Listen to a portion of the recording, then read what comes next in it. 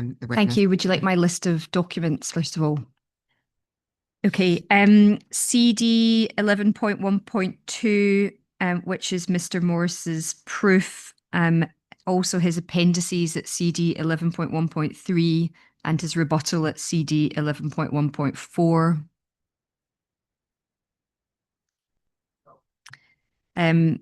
The LVIA addendum at CD 2.1.10.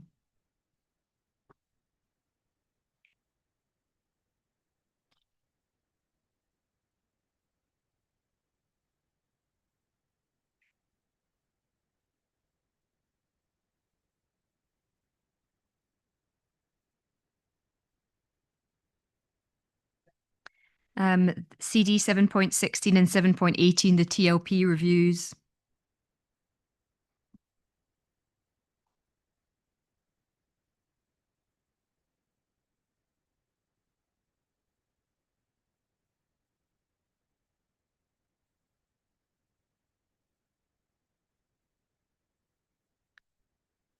The East of Luton landscape study, which is CD 6.5.12.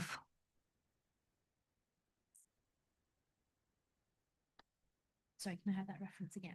CD 6.5.12.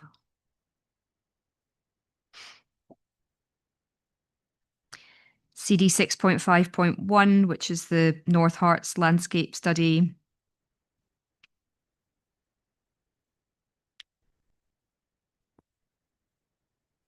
CD 5.1.1, the decision letter in the Great Wymondley Solar Farm call-in inquiry.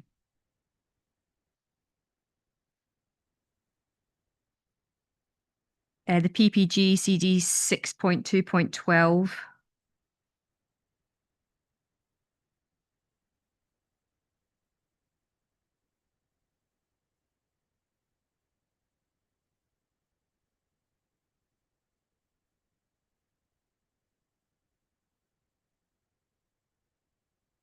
And CD 1.17, which is the LVIA methodology.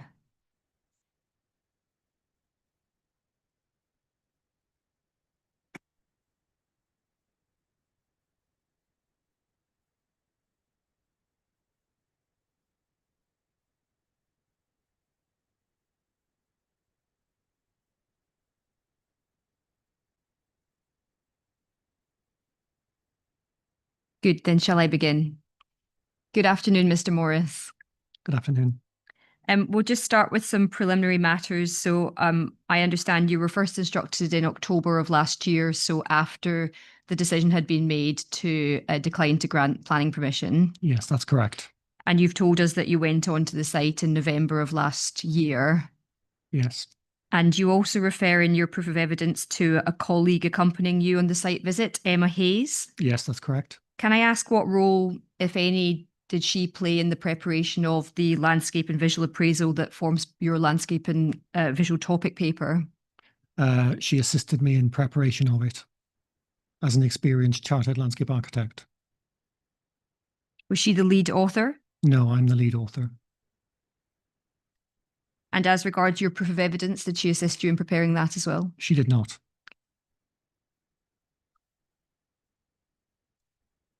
Thank you. Turning then to CD 6.5.1, a document very familiar to the inquiry now, which is the Council's landscape study.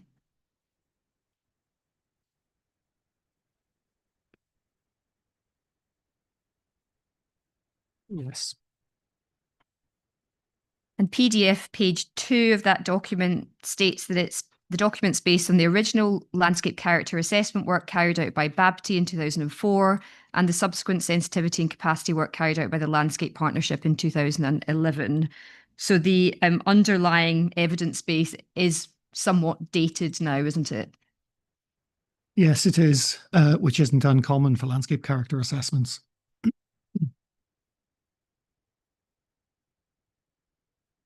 Thank you. And then turning to page 97 of the PDF.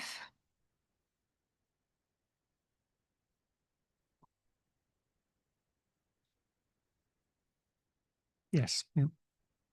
That is the first page dealing with the Breachwood Green Ridge LCA, and we can see the map on the left-hand side at the bottom of that page. And we can see the Tankards Farm, Tea Green, Darley Hall are all marked on that plan. Do you see that? Yes, on the underlying map. Yeah.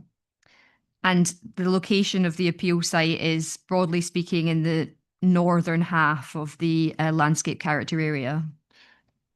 Yes, that's correct.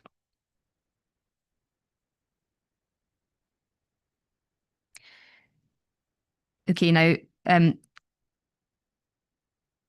you were asked in your evidence in chief about what you consider to be the defining characteristics of the area, the site, and its surrounding environment within the landscape character area. And your answer was the defining characteristics are landform, topography, field pattern, and a network of public rights of way. And you pointed out that the provision of an additional footpath adjacent to field 18 as a positive aspect of the scheme. Yeah. And you also talked about the field pattern being restored. Now, understanding the defining or key characteristics of an area or site has some bearing on the question of susceptibility, doesn't it? It does. And I don't think we need to go there, but the methodological approach adopted in the LVIA, which all parties have followed, it states that determining the susceptibility of landscape to change, it relates to the extent of change that can be accommodated having regard to undue impacts arising on condition or quality of defining characteristics. That's right, isn't it? That's right. So if we then return to the landscape character area assessment, Breachwood Green Ridge, still on PDF page 97,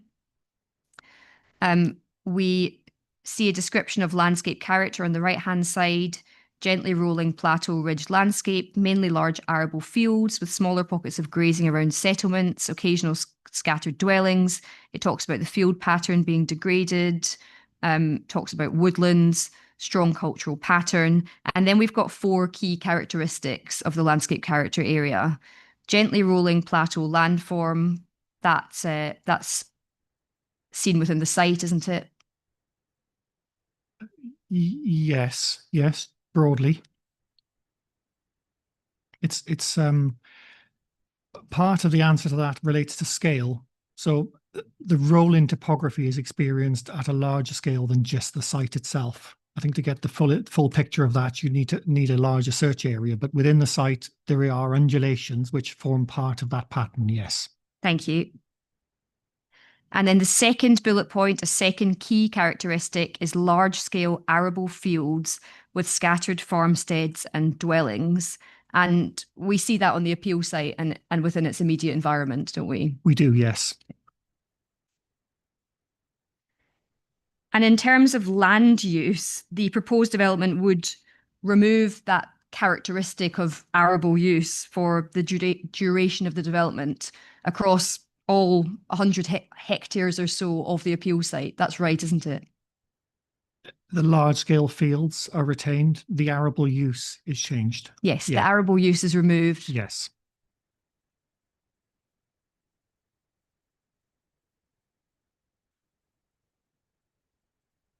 Thank you. And then the final bullet point, narrow, often sunken lanes with passing places. We see that in the immediate vicinity of the site, don't we? We do, yes.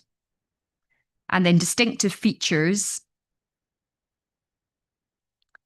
One of the 3 is the water tower at Tea Green, which is very visible from certain parts of the site, isn't it? Yes, it is.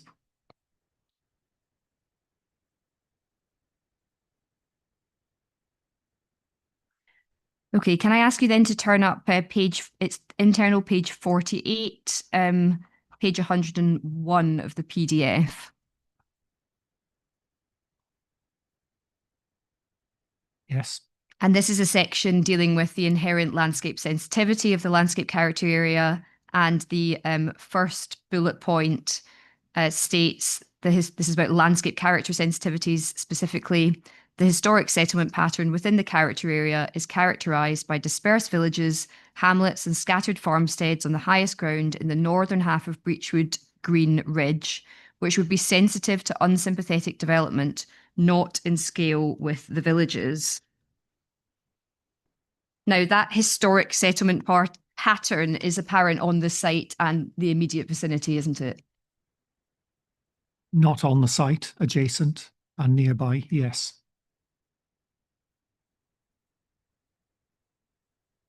Well, scattered farmsteads, Tankard's Farm is a farmstead on the site. Yes, it comes down to scale again. It's a single farmstead, so it's not scattered farmsteads. You need to look at a larger study area to get the impression of scattered farmsteads. But Tankard's Farm is a farmstead in the site, yes. Yeah. I think we can agree that the site is representing some of the characteristics displayed there. Yes. Obviously, the site doesn't constitute the entirety of the landscape character area, so it's not going to be able to provide that entire or whole analysis. I agree. Now, the landscape character assessment is obviously concerned about unsympathetic development that would be not in scale with the villages. Now, it doesn't state a particular form of development considered to be unsympathetic, does it? It doesn't. And so the inspector will have to consider whether the appeal proposal, the solar panels, and associated infrastructure is unsympathetic to that historic settlement pattern, won't she? That's correct, yes.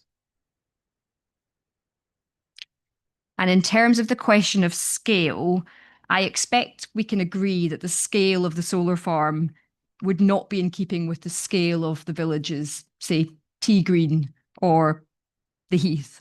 Footprint-wise, land area, it's larger, but scale is also it also has a height element and a density element too. Yeah, okay. So in relation to footprint, larger, significantly larger is fair, isn't Yes. it?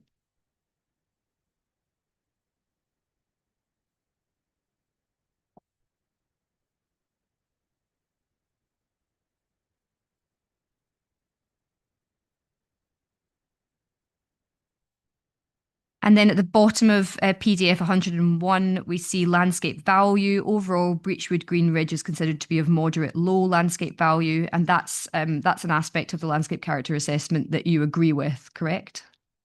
Yes. And then it says aspects of particular value within Breachwood Green Ridge include the sense of remoteness. Now, can I take it that you disagree with that description of the landscape character area? I find sense of remoteness, yeah, less agreeable. I wouldn't describe the site as remote. Okay.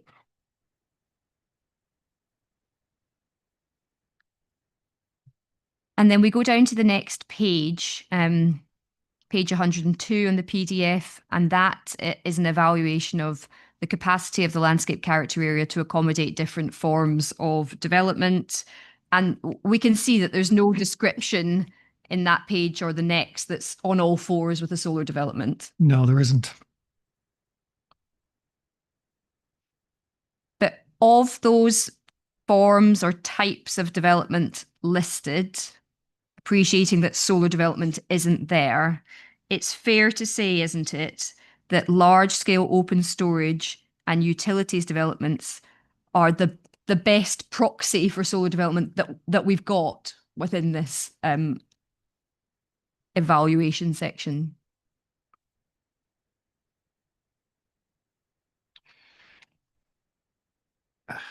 I don't think any of them match the particular characteristics of a solar farm.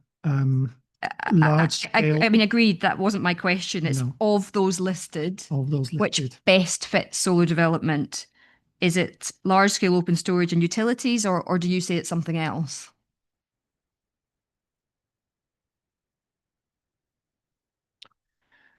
Of the ones presented,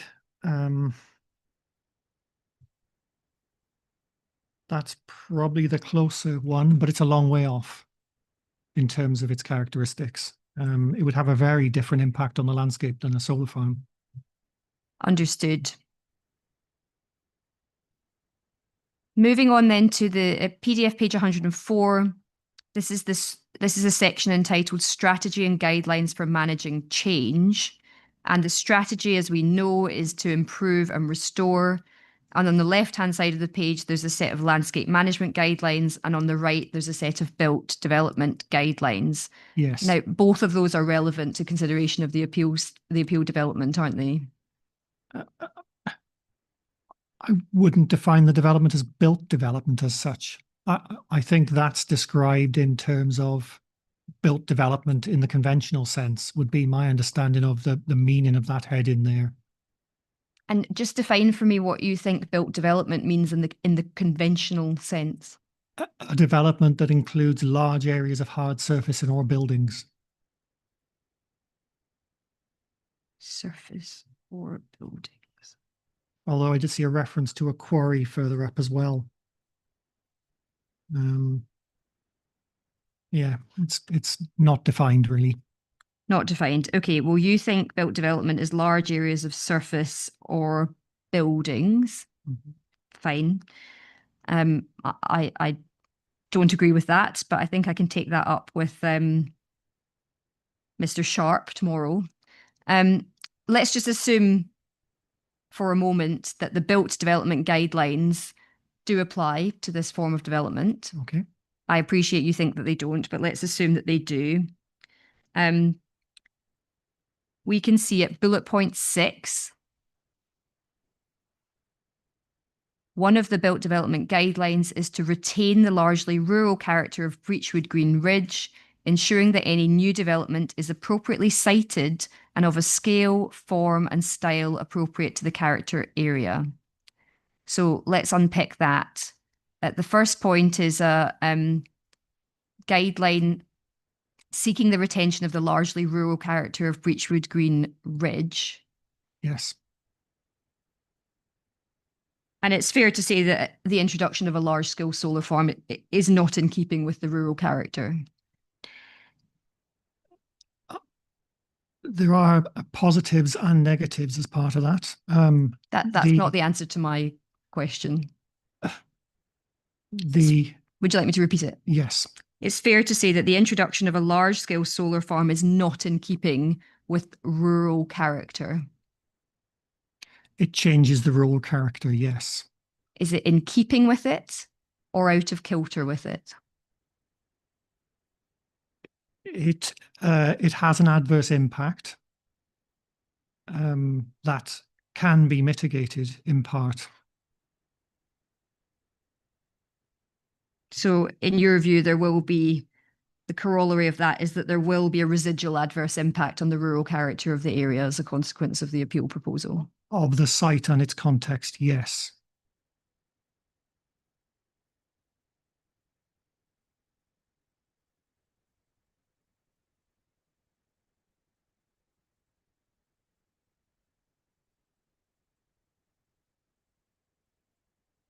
Okay, and then the next point, breaking down that bullet point, built development needs to ensure that any new development is appropriately sited and of a scale, form, and style appropriate to the character area. Now, I appreciate you don't think that these built development guidelines apply to the appeal proposal, but assuming that they do, the inspector will need to consider whether the appeal proposal is appropriately sited and of a scale, form, and style appropriate to the character area, won't she? Yes.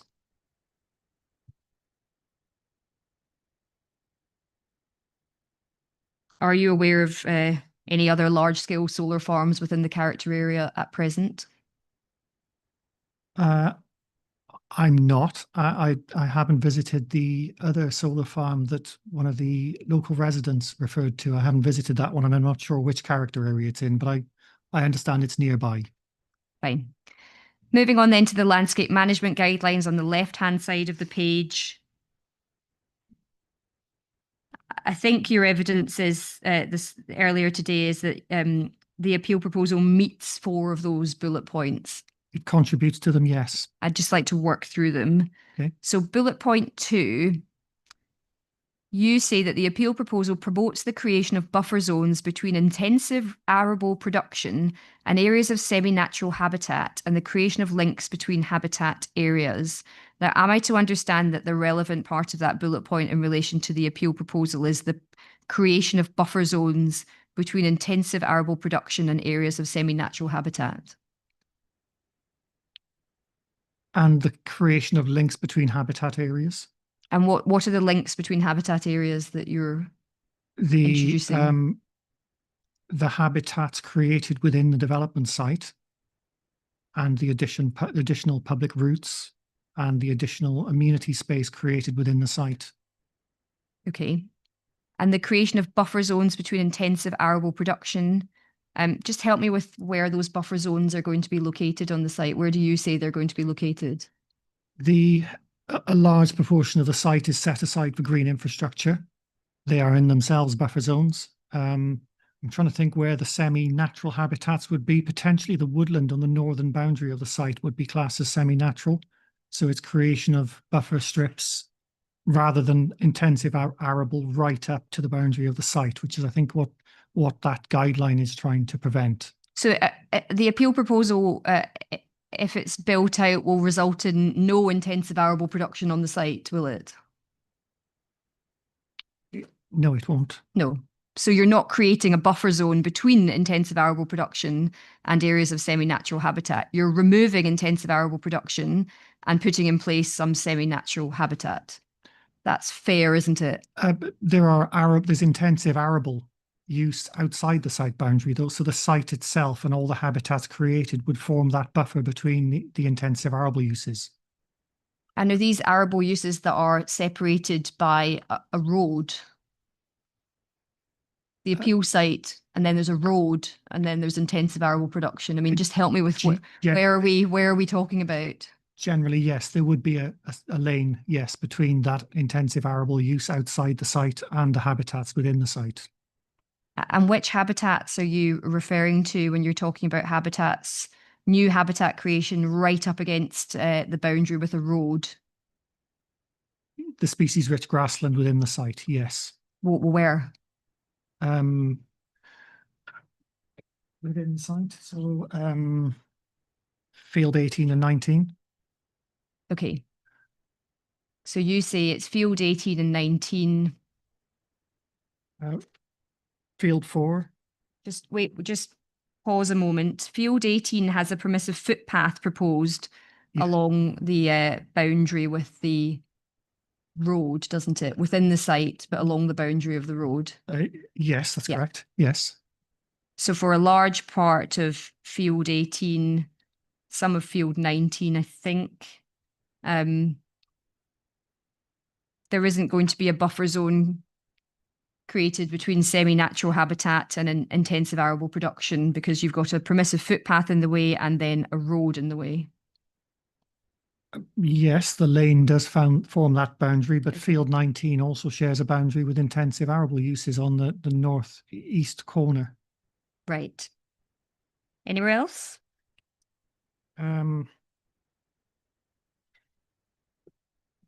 There is generally a lane around the perimeter, so it's still a buffer zone, though, isn't it? The lane doesn't diminish the function of that buffer zone.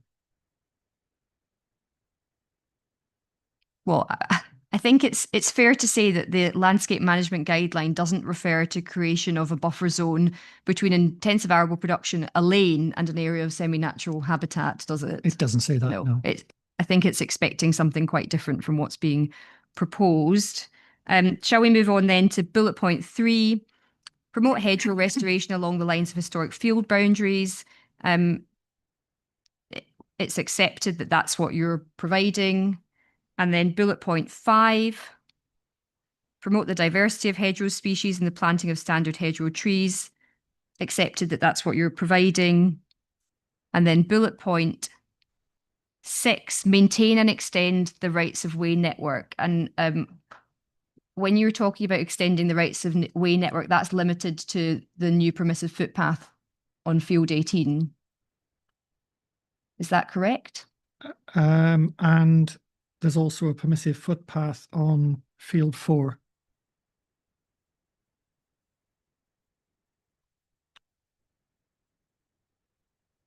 Ah, okay, I see. And field 13 as well. There aren't any paths shown, but that field is set aside for recreation, public access. That's different from the rights of way network, isn't it? That's talking about something different. It's a permitted use though. So if a permissive path is part of the public right of way network, I would include a field included for public use to also contribute to that network. Okay.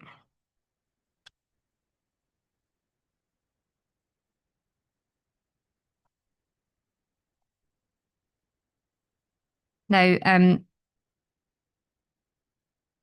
leaving aside the Breachwood Green landscape character assessment now, there's obviously a different view taken between you and Mr. Reynolds regarding the value of the landscape character area in the vicinity of the site.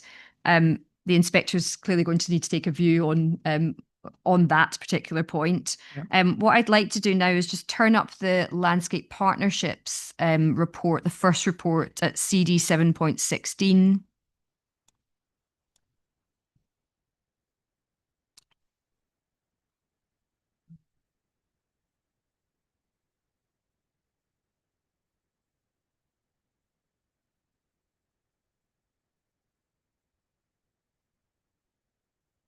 PD 7.16. 7.16. Yes.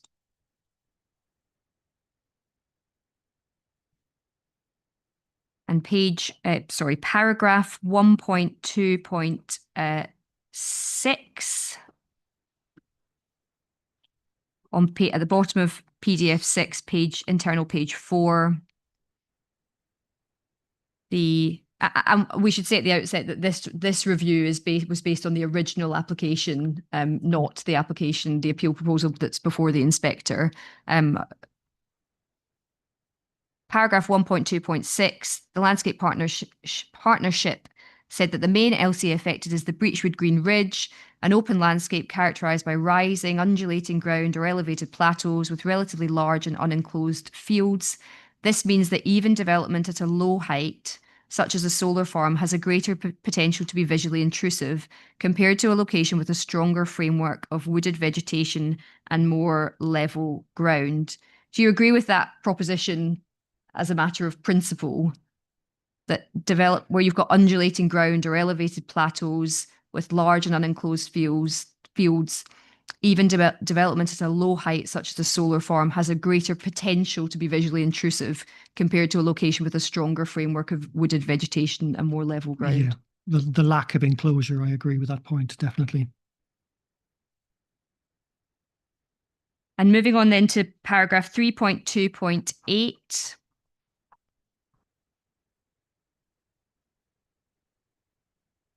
Internal page 11, PDF 13. The landscape partnership is commenting on the fact that there's no commentary in the LVIA on the perceptive qualities of the site, such as the relative tranquility of the landscape, which is a noticeable factor considering the proximity of the site to the urban boundary and Luton Airport. So I appreciate that's not a view that you share with the TLP, but the inspector can note, can't she, that the landscape partnership agrees with Mr. Reynolds in regard to the tranquility and the intrusion of Luton Airport in relation to the area? Not necessarily. Based on that paragraph, relative tranquility doesn't necessarily align with Mr. Reynolds' view. He doesn't say the site is relatively tranquil. Okay. He claims it's more tranquil. Fine. Yeah, I could agree with it. Was there anything else you wanted to say? No, that's it. Moving on then to paragraph, page 14 of the PDF. Paragraph 3.2.18. towards the bottom of that paragraph, it's a similar point. In TLP's assessment, this is a more tranquil countryside than described in the HNLS, which is I think that's supposed to be the North Hearts landscape study. Whilst aircraft noise is frequent, built form relating to the airport is limited and not considered a detraction, with the view of the control tower considered a landmark. So again, there's a difference in view between you and the landscape partnership. That's right, isn't it? Yes.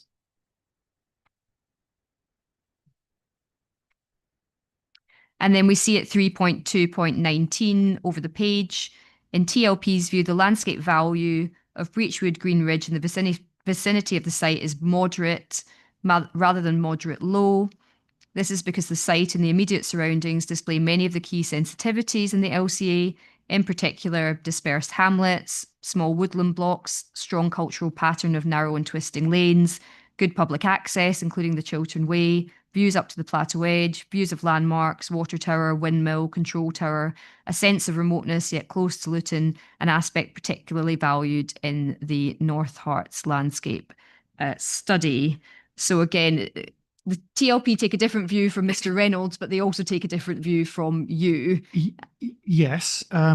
So as I mentioned earlier, there are elements of the medium value description in the methodology and elements of the low. It's that interplay between the two.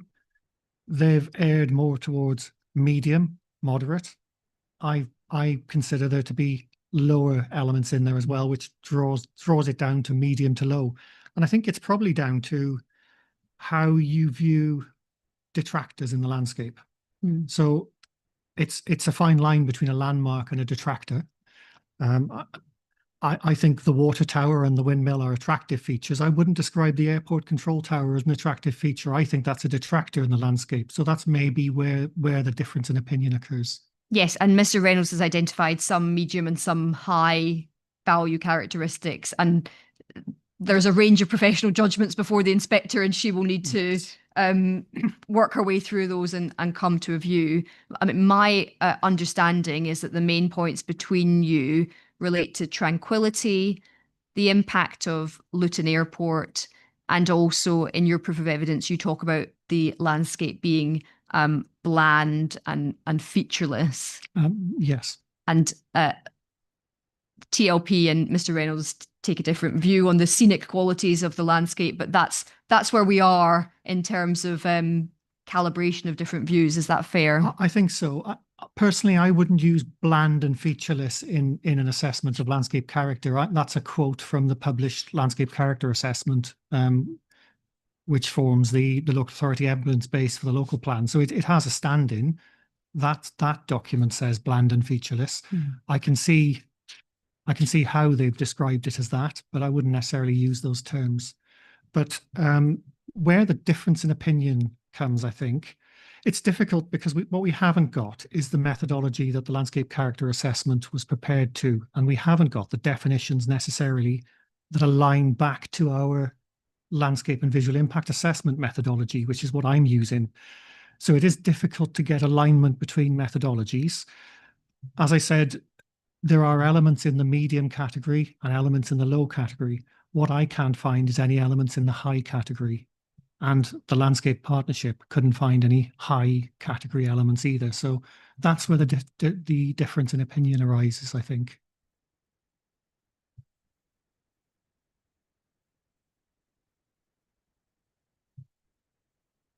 Yes, and yes, I think that is the difference. I note in your rebuttal proof of evidence, paragraph 4.2.20, you say the arable fields of the site display characteristics of intensive arable production. The extent of hedgerow removal has resulted in an open, bland landscape of limited scenic value. Is that a description that you'd like to maintain? Yes, I would. Okay. I would maintain it. It's in the published evidence base for the local plan. It is the landscape character assessment. So that's where I will have got that terminology from, and I agree with it. Fine. Now going back to the TLP document, CD 7.16. Just whilst we're here, I don't want to dip back into it. Can I ask you to go to paragraph 5.6.7? think that's on internal page 29.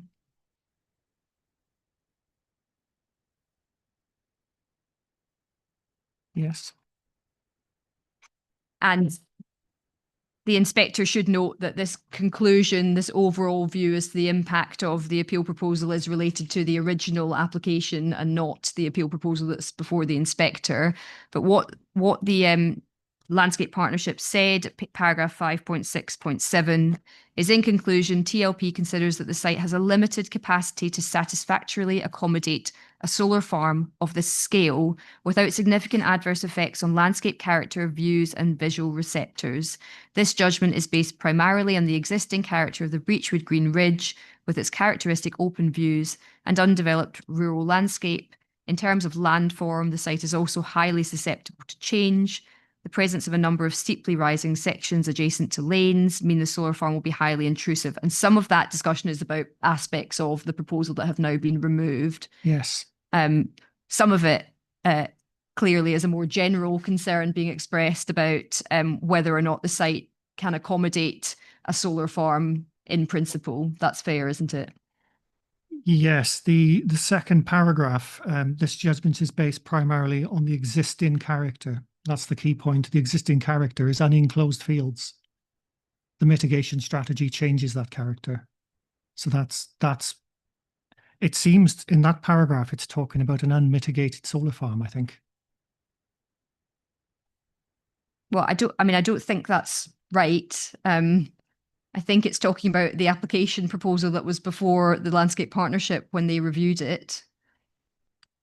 Yes, but it does say this judgment is based on the existing character. So the existing character is unenclosed fields.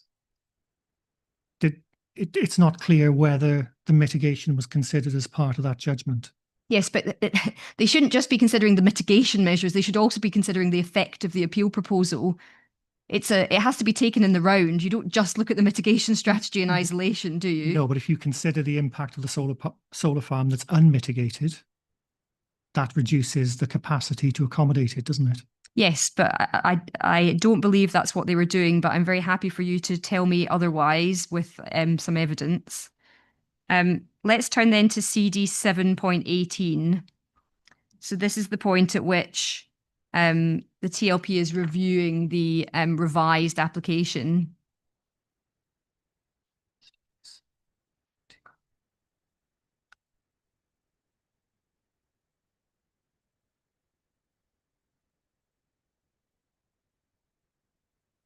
And this review it covers both the revised scheme from November 2023, where some of the fields were taken out of active solar use, and also the construction compound move from February 2024. And we can see it if you turn up paragraph 6.1.13 on page 29. It talks about the reduced extent of the solar farm to 45 hectares should result in a reduced landscape and visual effect in the medium to long term. The landscape mitigation is considered to be substantive and appropriate to the scale of the development. There is still concern about the capacity of the landscape to accommodate the change in land use, as solar panels will exert an industrial character and detract from the open farmland character currently experienced. But in TLP's view, the revised scheme has responded to the principal concerns raised at the application stage. So what we see there is TLP are welcoming the improvements to the scheme, but their overarching concern about the ability, the capacity of the landscape to accommodate a solar farm of this scale remains, doesn't it? Yes.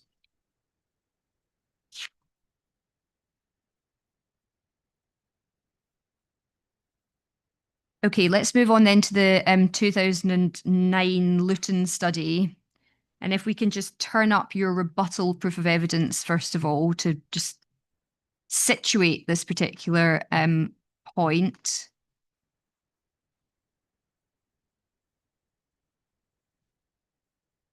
That's at CD 11.1.4.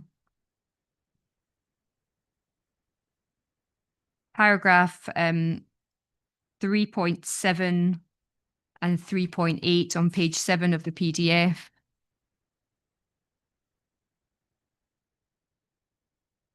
Are you there, ma'am? And you're in paragraph 3.7, you're talking about Mr. Reynolds' proof and the reference that he makes to the response to environmental sensitivity study prepared to inform the selection of potential growth areas around Luton and response to the emerging Luton and South Bedfordshire core strategy. That snappy title. And you say you do not believe the findings of this document are relevant in the case. And I think you make 3 points. The first is that the study was prepared 16 years ago, 2009. Now, in terms of comparing its vintage with that of the North Hertfordshire landscape study, it's not dissimilar, is it? The publication date is earlier. Yeah. Yeah. But not dissimilar in terms of vintage. Not dissimilar. Okay. And then the second point that you make is that it was prepared specifically to inform the selection of potential sites for urban extensions. And that's agreed between us. And then the third point you make is it's not clear how sensitivity has been assessed. At item F on page 5, the review raises concerns about the methodology, stating a description of sensitivity and issues affecting it is given at paragraph 2.1 of the ESA. There's no reference in the methodology, and you make various other points. And then you say it cannot therefore be relied upon because it was prepared purely to identify potential sites for urban extensions using a methodology and terms which were not defined. Now, can I ask you then to turn up that document? It's at CD 6.5.12.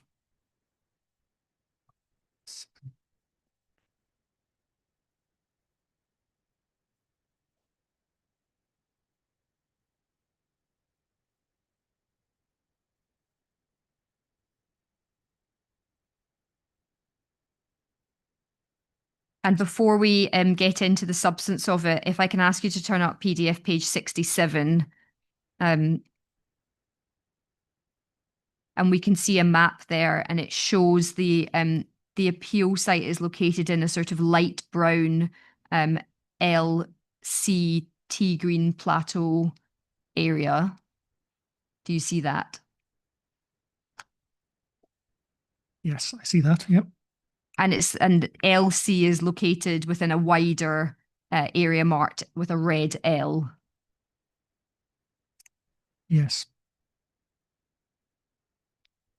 Okay. And then if we go back up to the start of that document, we can see on PDF page 6, paragraph 1.1, the Landscape Partnership was commissioned in May 2009 to review and critique the environmental sensitivity assessment work already undertaken by Bedfordshire County Council to inform the selection of potential future growth areas around Luton, and to review and make comments on the policies and proposals within Luton and South Bedfordshire's core strategy. And then they talk about the documents that they reviewed. And there's a South Bedfordshire environmental sensitivity assessment. That's at bullet point 1 in paragraph 1.2. And then bullet point 2, an environmental sensitivity assessment for the South Bedfordshire growth area. And that was prepared by LUC, land use consultants. Do you see that? Mm-hmm. And then we see at the bottom of PDF page 6, the summary of conclusions. Paragraph 1.4, it says a number of shortcomings have been identified with the methodology used in the ESA. And if we go to PDF page 8, the title of that section 2, Critique of Methodology and Environmental Sensitivity Assessments. And I think the methodological criticism that you identified was at 2.3, paragraph F on page 9 of that document. And that is a critique of the ESA, the Environmental Sensitivity Assessment prepared by Bedfordshire County Council, correct? Correct. Yes. Yeah. And then at paragraph 2.7, down on page 12 of the PDF,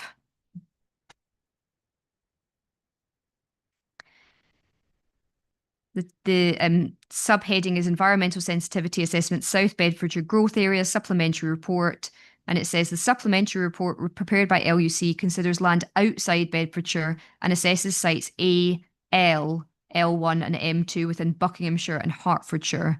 So the critique that you identified related to Bedfordshire's study, which doesn't include site L. That's clear from this document, isn't it? Yes. So the criticism that you made of Mr. Reynolds seeking to place weight upon that document doesn't apply. It was directed at, that methodological criticism was directed at a different document, correct? Correct. Okay. And then when we get down to, if we go down to page 14 PDF,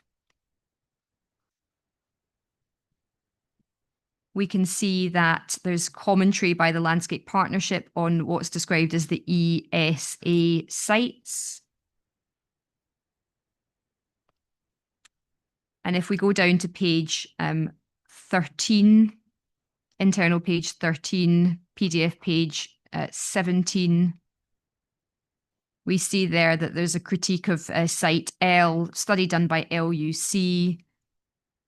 And it says, in agreement with the LUC assessment, which identifies most of the key characteristics, area to the south and eastern edge has more open views into adjacent character areas, more pronounced topography. It talks about airport traffic and structures affecting tranquility and visual quality to the south. Settlements and local road patterns are considered highly sensitive to change. The area appears to be highly valued for informal recreation. And then it talks about the LUC considering some small scale development may be appropriate, but that there's no indication of the scale envisaged. And that's clearly talking about the appeal site and the wider area around it, isn't it? Yes, and the adjacent site for east of Luton, I think. Yes, in the wider L area. Yes.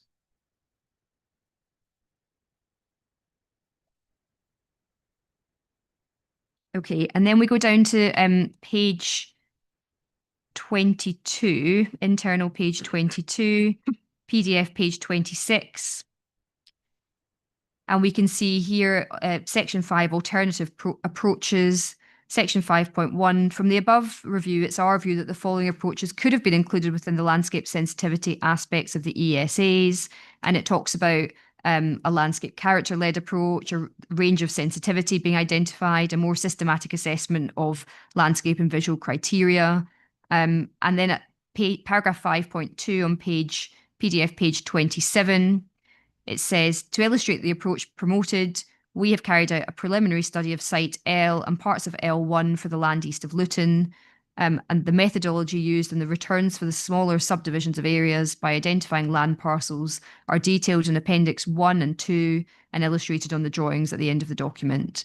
And then we can see in the summary table for landscape sensitivity, parcel number LC, T green plateau, overall sensitivity medium to high, and then overall capacity low to medium. And that's obviously capacity for particular forms of development. Yes, and the sensitivity as well, I would argue. Well, let's have a look at that then. We can see it's at PDF page 45.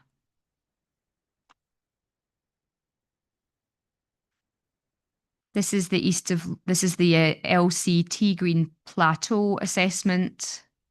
And it talks about the criteria grouped by landscape character features, visual factors, potential landscape features. So there's a reference there to the extent to which there's a scope to mitigate development. And then below that, there's a total, there's a subtotal for landscape sensitivity. And then there's an assessment of landscape value, designations, recreational, perceptual factors. So the only aspect of that assessment that relates to any potential development is at 2B, potential landscape features, scope to mitigate development. That's fair, isn't it?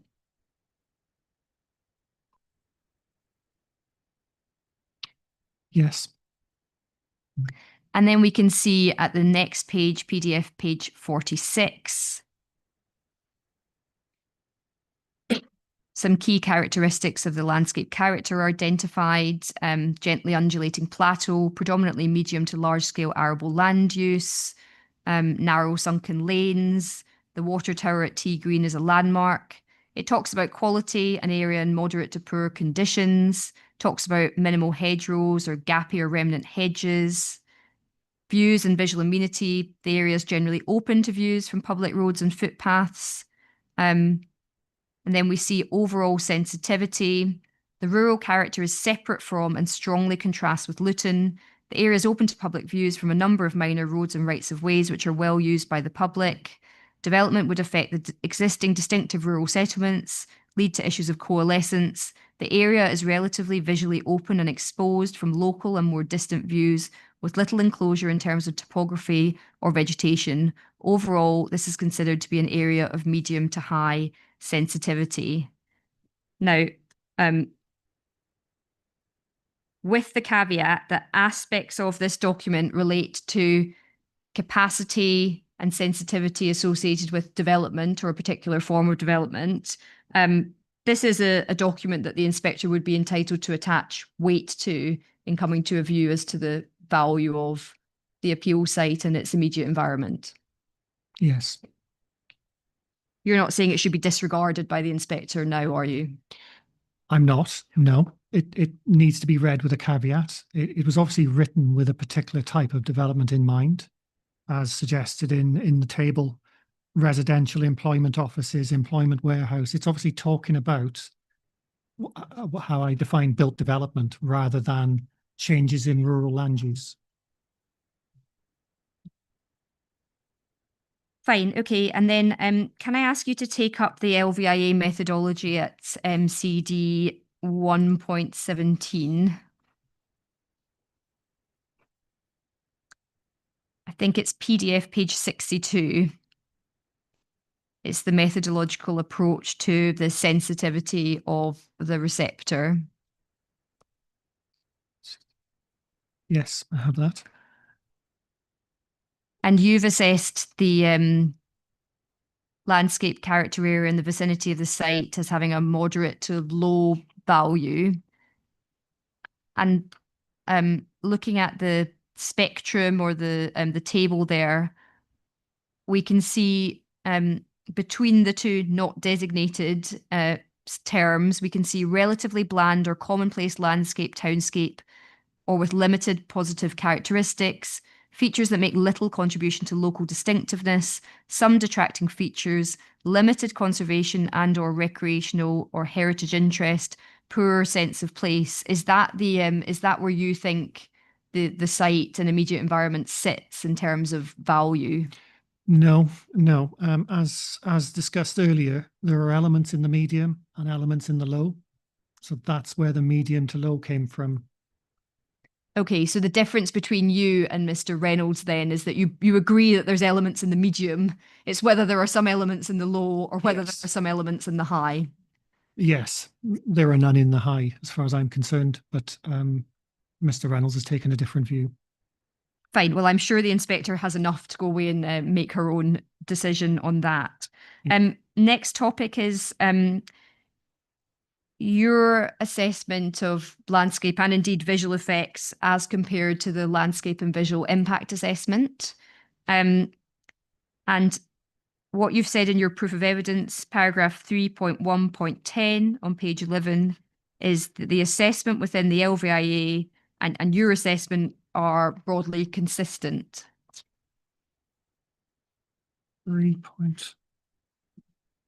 3.1.10 was that? Yeah, 3.1.10.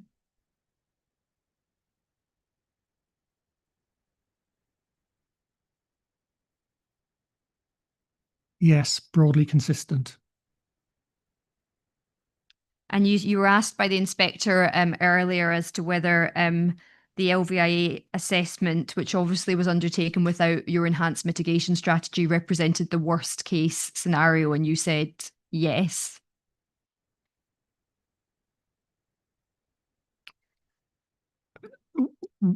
Sorry, the Do you want question to- again? Yes. So you were asked by you were asked about a table in your proof of evidence Yeah. that you said set out the just the judgments made in the landscape and visual impact assessment, the assessment of effects. Yes.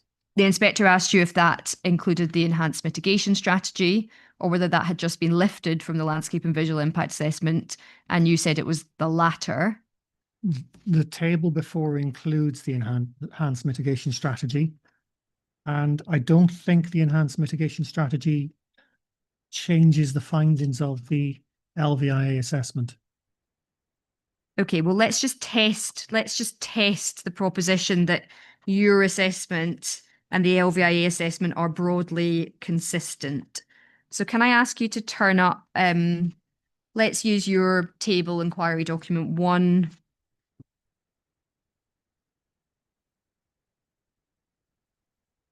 And we'll look at site landscape character. Now, your assessment of the effects at construction is moderate to major adverse. The same as Mr. Reynolds. But the LVIA's assessment was moderate adverse, wasn't it? Do you see that? And then we can also see at years 10 to 40, the LVIA assessed the impact, the effects on the appeal site as being slight to moderate adverse at that point.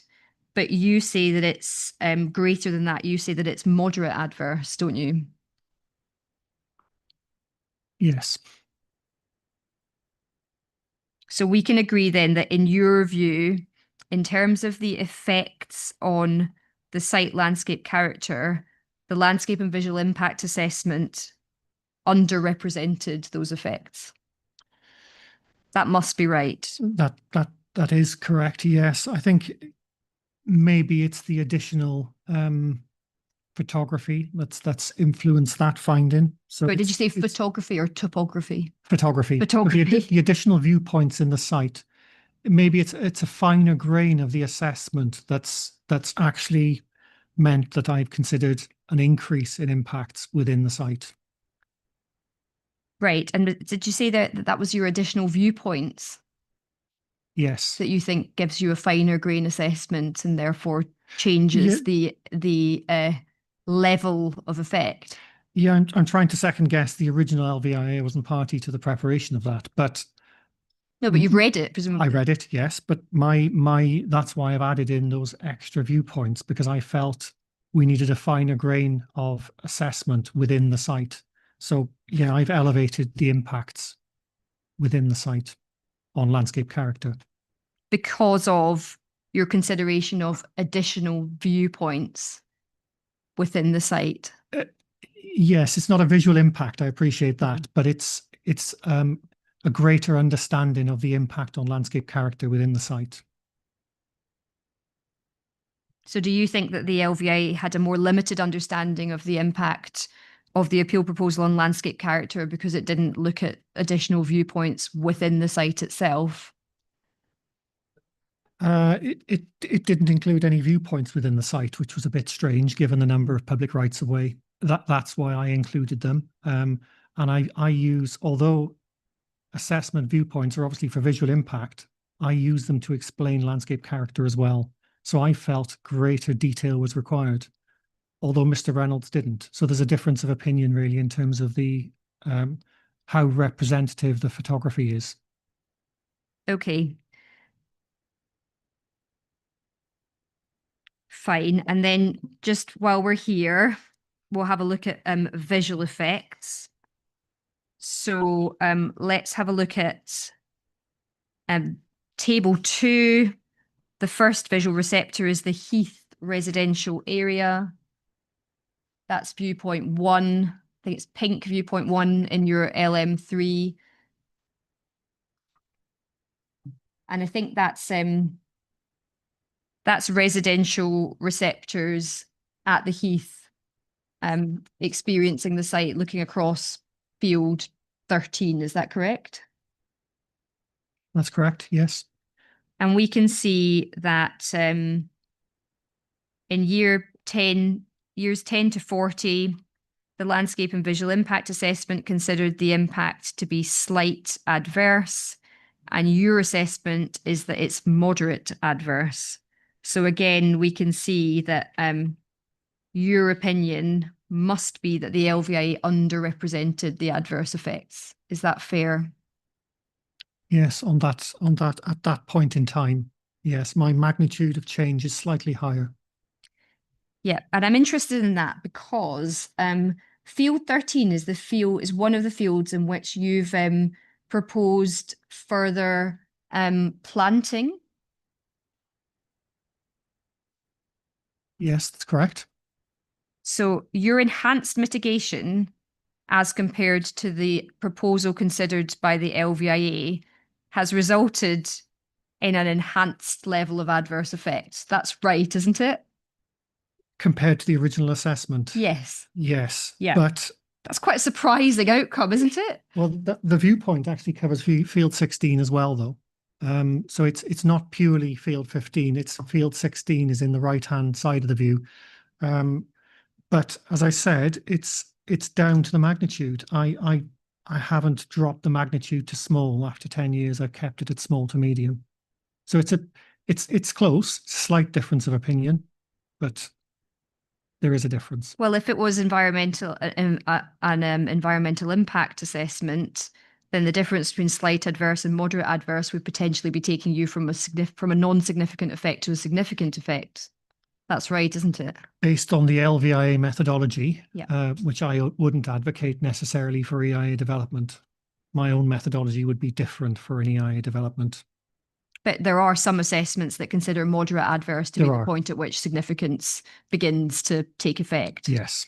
Okay, fine. And then just one final example, T green, viewpoint 2.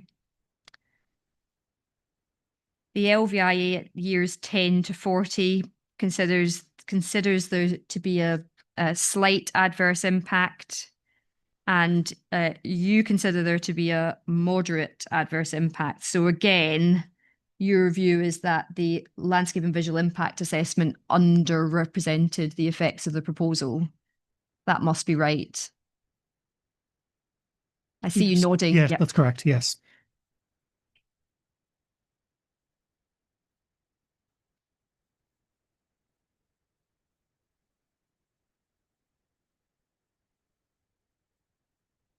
Now, if we can just stay with the your table, and just going back to site landscape character, in years 0 to 10 and 10 to 40, the difference between your assessment and Mr. Reynolds' assessment in terms of effects is that you say that the effects would be moderate adverse during the entire lifetime of the development, and Mr. Reynolds says that they would be moderate to substantial adverse. And clearly there's a difference in the value that you attribute to the site, but there's also a difference in terms of the susceptibility of the site. And just so that I'm clear, are you saying that the susceptibility of the site is low? Just looking at your column relating to sensitivity. It's medium to low. Value. It's medium to low overall. So that's incorrect, where it says in brackets low and medium to low. Is that right? No, I think it's correct. So you're saying it's of a low susceptibility? Yeah. Okay. And the inspector will clearly need to take a view on the susceptibility of the site, having regard to the methodology in the landscape and visual impact assessment, won't she? Yes, that's correct.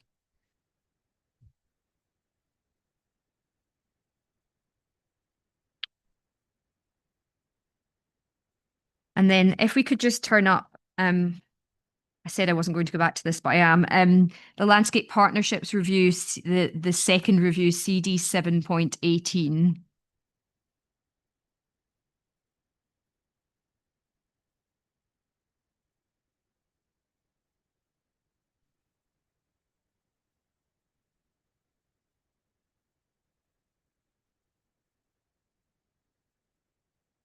It's PDF page 14 of 36. And actually, if you just go to the page before that, PDF page 13. Yes. It's talking about landscape effects on the site.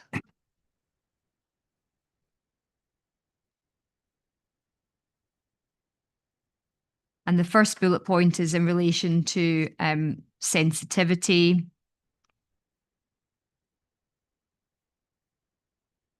The second bullet point is in relation to landscape effects during construction. TLP maintains the view that the effects during construction have been underestimated. And I think that's a view that you agree with, because when we look at your table, the effects at construction in the LVIA were assessed at moderate adverse, and you've assessed them at moderate to major adverse. So you're at one with the landscape partnership on that particular point, correct? Yes.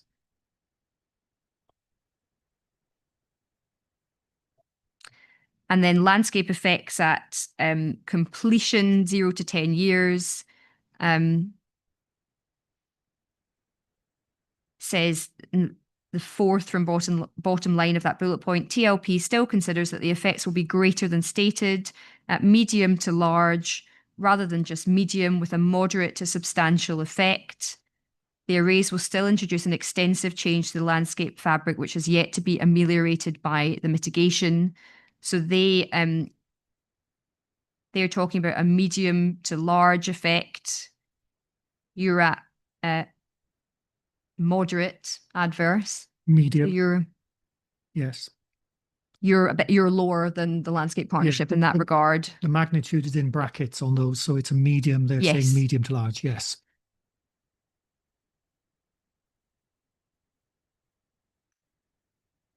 And then landscape effects after 10 years, 10 to 40 years. From around 10 years, the planted mitigation should provide an acceptable level of screen integration, which will continue to develop. TLP agrees that the magnitude of landscape effect will be medium adverse, considers the significance of landscape effects to be greater than slight to moderate adverse. And again, you agree with that because you're at moderate adverse and the LVIA was at slight to moderate adverse. So some common ground between you. Yeah, we're aligned on the medium at that point. Yes. Some common ground between you and the landscape partnership. Now, can I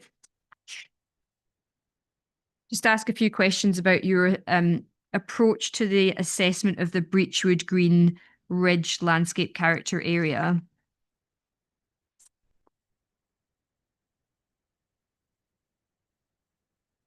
Is this assessment relating to the effect on the landscape character as a whole, or the effect on the landscape character area insofar as it's affected by the site and the immediate surroundings?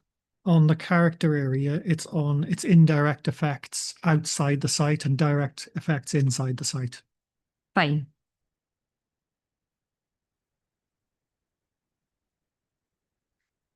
And you're, in terms of susceptibility, you're at medium for the Breachwood Green Ridge landscape character area. Is that right? Yes. And you were low in relation to the appeal site. Have I got that right? There's a medium, low, and a medium. Yes, that is correct.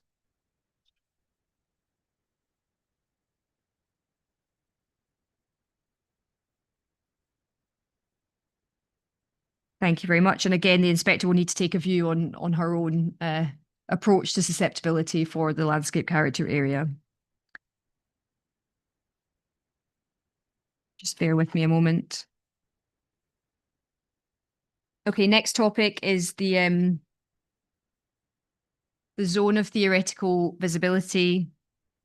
It's figure LM3 in Mr. Morse's appendices, CD 11.1.3.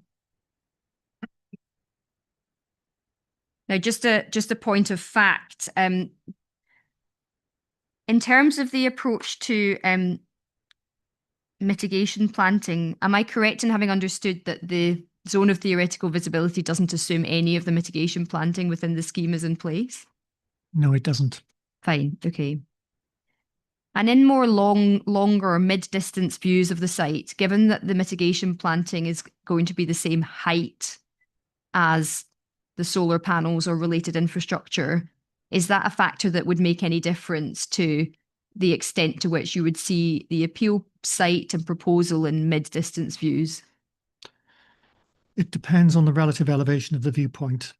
So where a distant location is the same level as the site or less, the mitigation planting would obscure the development. But where there is an elevated viewpoint, there is potential to see over the top of mitigation planting. Okay. And in terms of the different shades of purple, just so that I've understood the position, the different shading shows the percentage of the total area of the appeal site that would be viewed or could be viewed from a particular viewpoint or position. Is that right?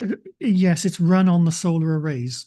So the light pink line work within the site boundary, those depict the areas where there are solar arrays. Those are the elements that, because that's illustrated by the fact the northern edge of the site is white.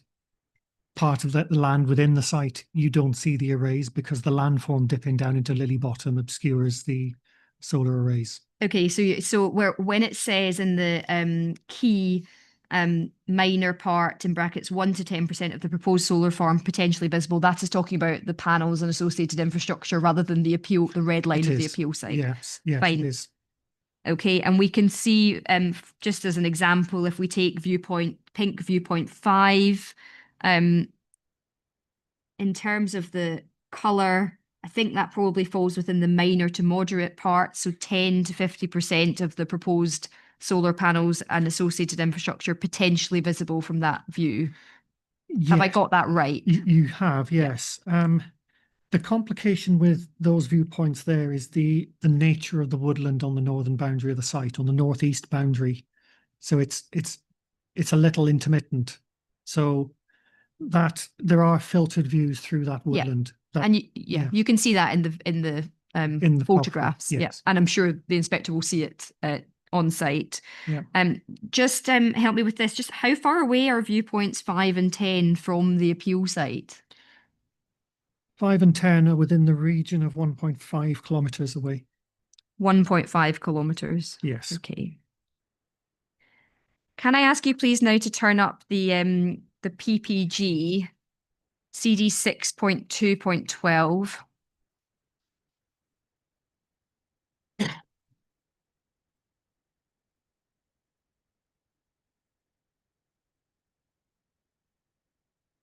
It's the planning practice guidance on renewable and low carbon energy. Yes. And can I ask you to look at PDF page 9?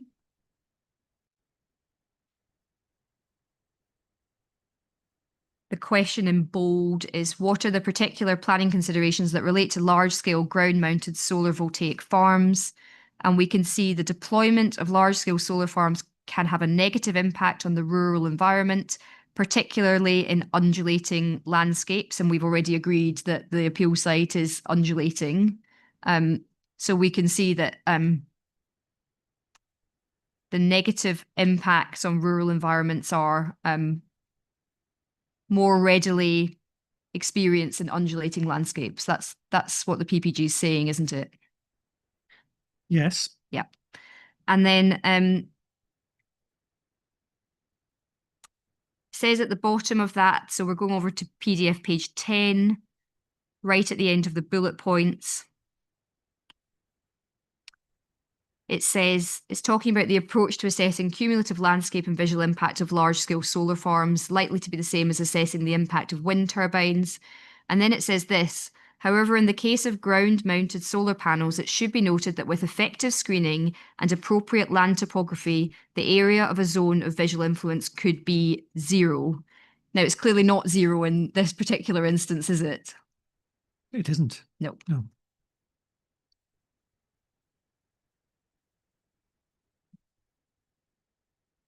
Okay, moving on then to viewpoints. Just as a preliminary point, I'm not going to be working through all of the viewpoints with you.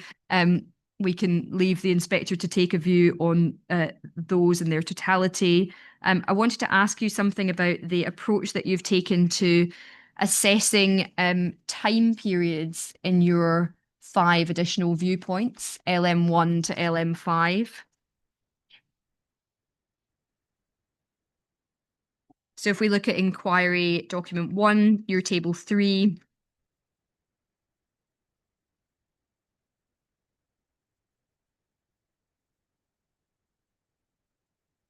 now, we can see there that rather than disaggregating the effects at years 0 to 10 and the effects at years 10 to 40, you've aggregated those together, haven't you? Yes. Yep, and that's obviously a different approach to that was taken in the landscape and visual impact assessment, isn't it? Yes.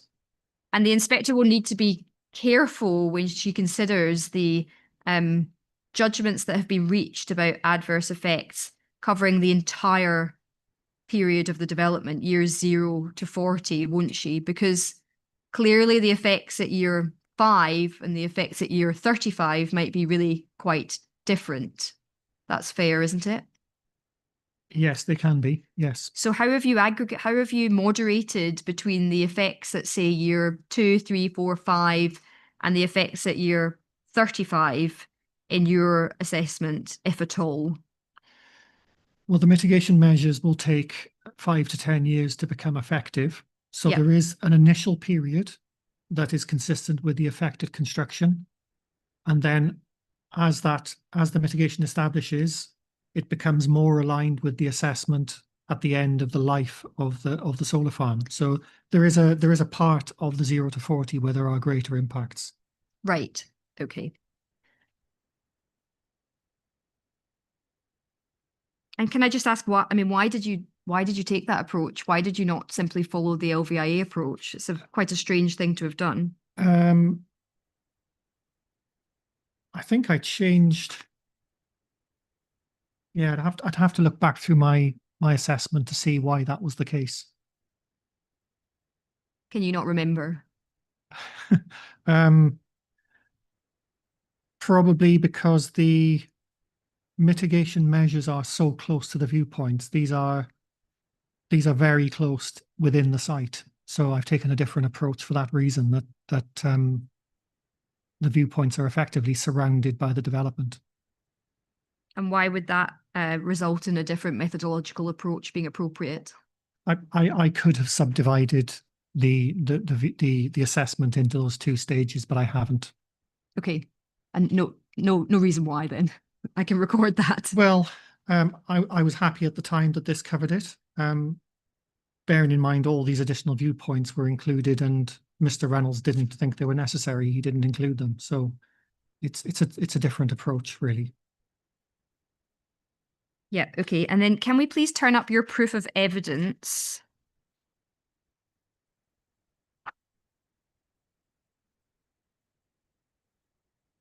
Paragraph 3.3.15.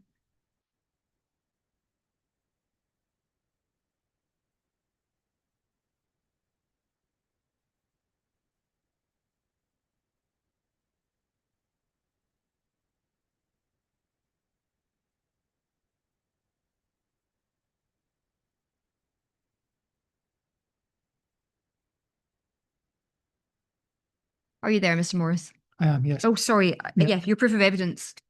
Are you at the paragraph 3.3.15 on page 22? Yes. Yes. Yeah, sorry. And there you're talking about sensitivity of visual receptors.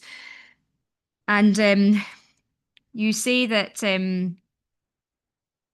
you've reviewed the sensitivity of receptors in the environmental statement, Livia, and this review concluded that the levels of sensitivity are agreeable, except the review has also provided 2 levels of sensitivity for residents and users of public rights of way, making the distinction between those with open and unobstructed views, where the view of the landscape would be the primary focus of the viewer, and those viewers with oblique, filtered, or partially screened views.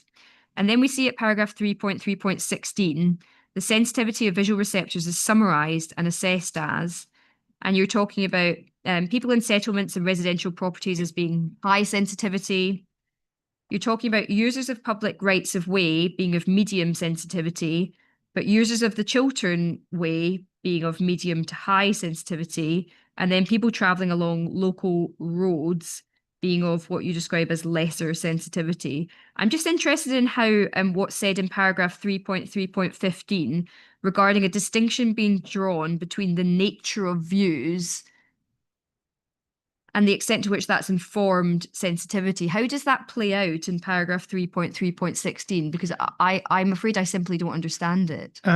So the assessment is of locations where there are open and unobstructed views. That's the important point. Lots of the residential views will be obstructed. So we're assessing the worst case. We're assessing open, unobstructed views, and that's the sensitivity and the value that's been attributed to those receptors. Okay, and in relation to users of public rights of way, you say some open views towards the site assessed as medium value, and then you say medium sensitivity.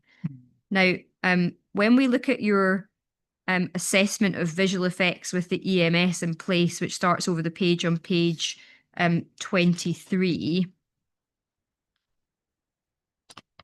Yes.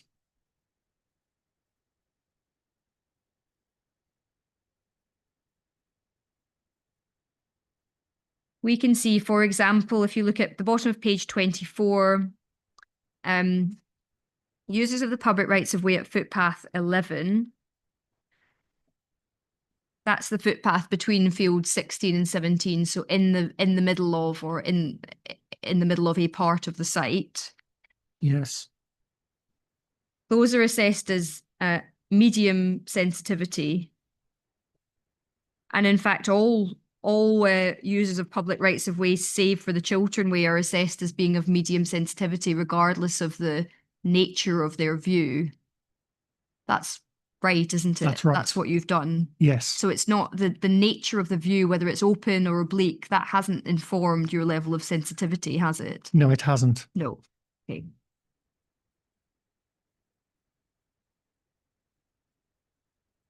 Actually, I just noticed the assessment table. It looks like the title on that column is incorrect. Which title of which column? For the additional viewpoints. Looking at the assessment within my proof, I can see that I've actually assessed it at year 10 rather than years 0 to 40. So the reason I've done it like that is I've assessed it at a point in time where there's a change in visibility. So the impact at construction is as it says at construction, that exists until mitigation is effective. I've assessed it again at year 10 on the basis that by year 10 mitigation is effective. That effect exists for the life of the solar farm, and then I've assessed it again at decommissioning. So in visual effects with EMS in place on page 23 onwards, you can see those headings and the point in time where the assessment is carried out. So it looks like when that information has been transferred into the comparison table, the heading on that second column should say year 10. Yes. Okay. So this is one update that's required to this table. Yes, it's gathering a lot of information from different sources, and it looks like that. That's not accurate, is it?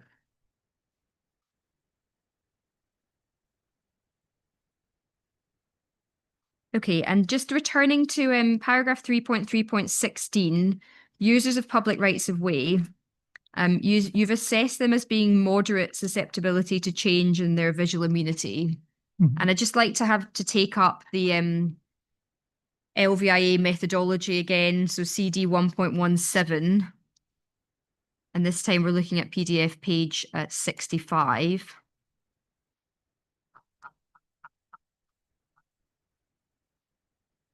Sorry, can I have that reference? CD 1.17 PDF page 65. Yes. And so you've said moderate susceptibility for all users of the public rights of way, save the Chiltern Way. And we can see in terms of the sensitivity of the visual receptor, moderate, the description there. I think, is views from public rights of way, rural roads, tourist routes, or railway users with secondary focus on the landscape or townscape. So that's the category that places susceptibility at moderate, isn't it? Yes, that's how it's defined in there. Yeah. So in terms of users of public rights of way, say within the site itself, who may have their primary focus on the landscape, they should have a higher susceptibility, shouldn't they? That's not how it's defined in the methodology. So we're using this methodology. That's the definition. Well, if it's higher than the description of moderate, then you must be moderate high.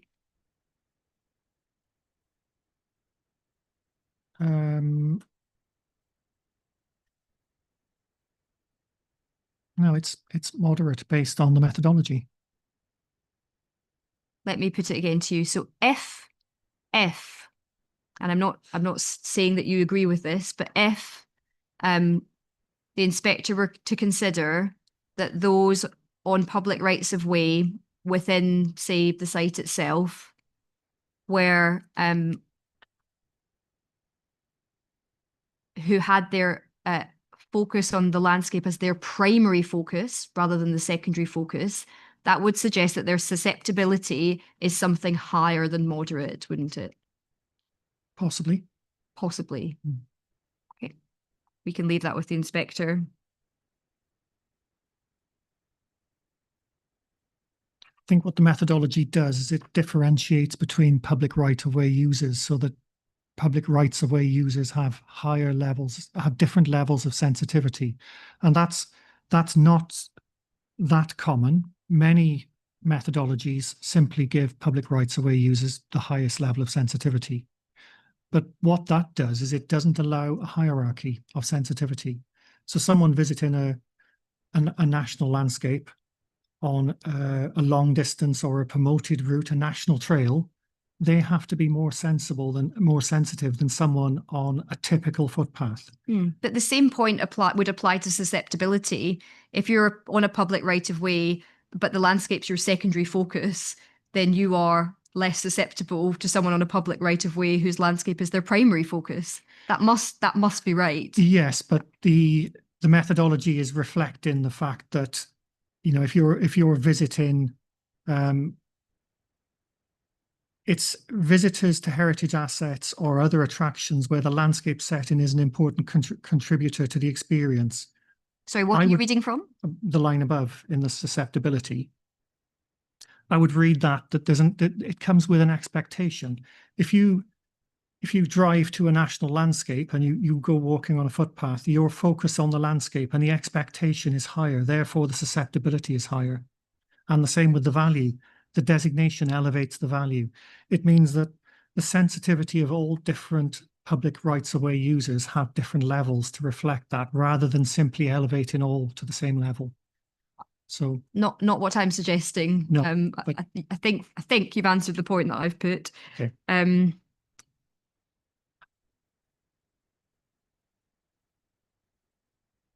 Okay, and then can we just turn up your table again, bearing in mind the correction that needs to be made in relation to the time periods for the assessment of effects as regards the new viewpoints. If we could look at viewpoint LM2, so that's the footpath between fields 16 and 17 on the site. Yes. And you assess the effect at construction to be moderate to major adverse. And I think your column effects at year 0 to 40 should actually be the effect at year 10. At year 10, yes. And you say that's moderate adverse. And the differentiating factor between the two is that the hedgerow planting having established on either side of the footpath. That's correct. Yeah. So if the inspector agrees with Mr. Reynolds that the hedgerow planting in and of itself on either side of the footpath has some form of negative effect, then she may come to a different view than you on the change between the construction effect and the year 10 effect. Mhm. That's right, isn't it? Yes.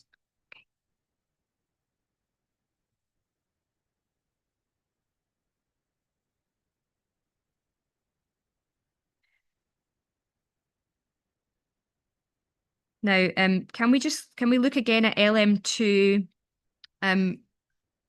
year 10?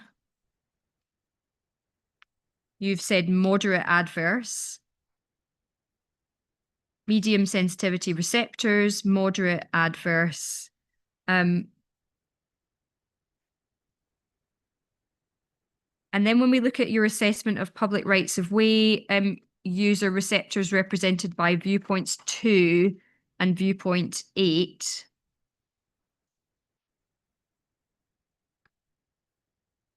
Seems to be the same approach that's taken. You've got medium sensitivity receptors. Effect at year 0 to 10 becomes moderate to major adverse. So just help me with the consistency between those two approaches. Sorry, which was the other viewpoint? It's the receptors, the assessment of public rights of way receptors. So it's users of the public rights of way through the site, Kings Waldon, 10, 11, 13, 32, and Offley 4, 5, and 6.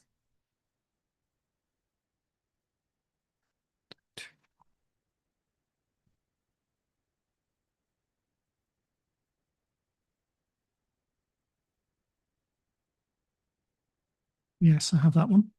Sorry? Yes, I have that one. Yeah. Yeah. Okay. Shall we, perhaps it's easier to look at it in your appendices, in your landscape and visual topic paper.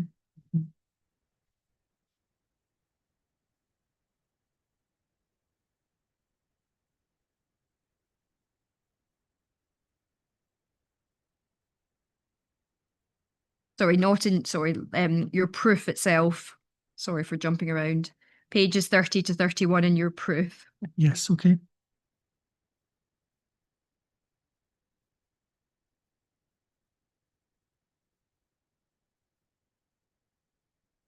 So if you look at pages 30 to 31, and then in the same document, you go back a few pages to the bottom of page 24.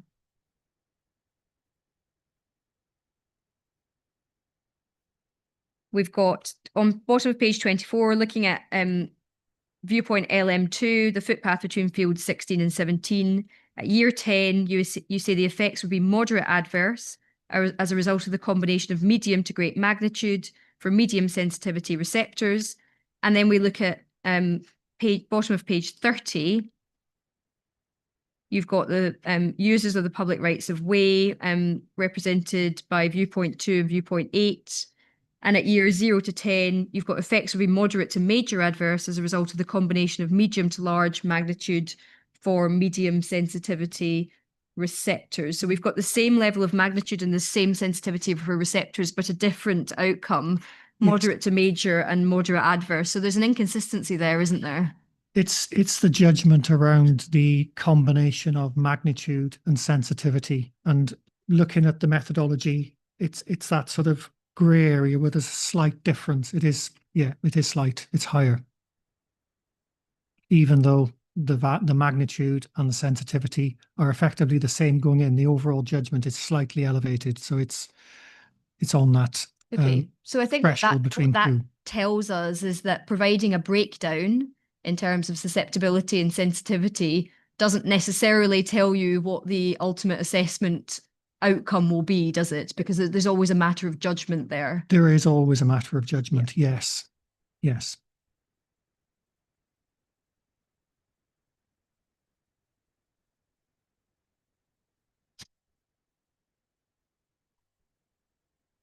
And I think that's well depicted by the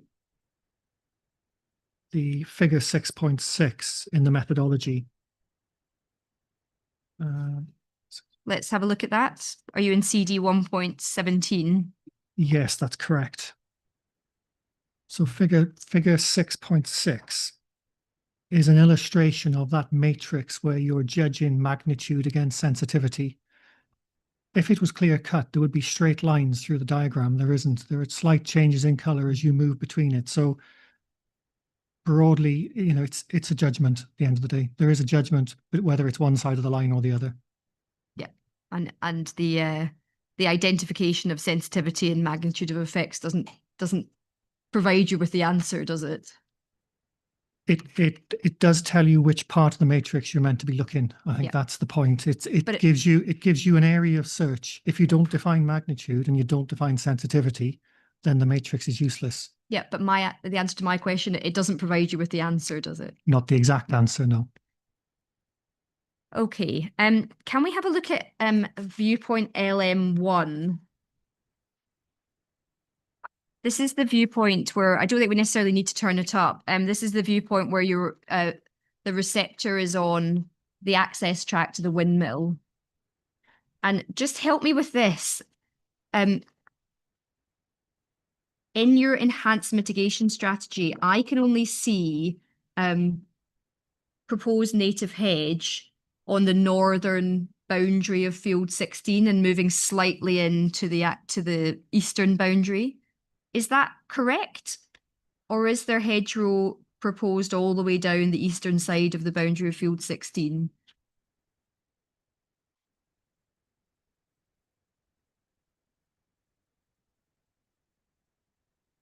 Yeah, it is on that north and northeastern boundary. I'm not sure whether there's an existing hedgerow on that boundary.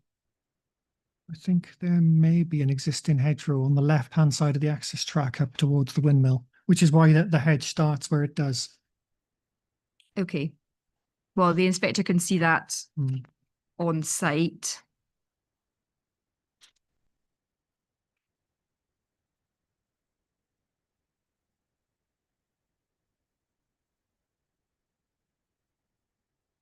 Ma'am, now would be an appropriate point to take a break if you wanted to have one.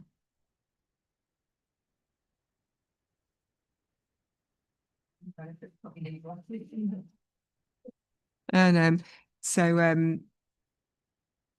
if we come back at 3:05 then. Yeah, thank you.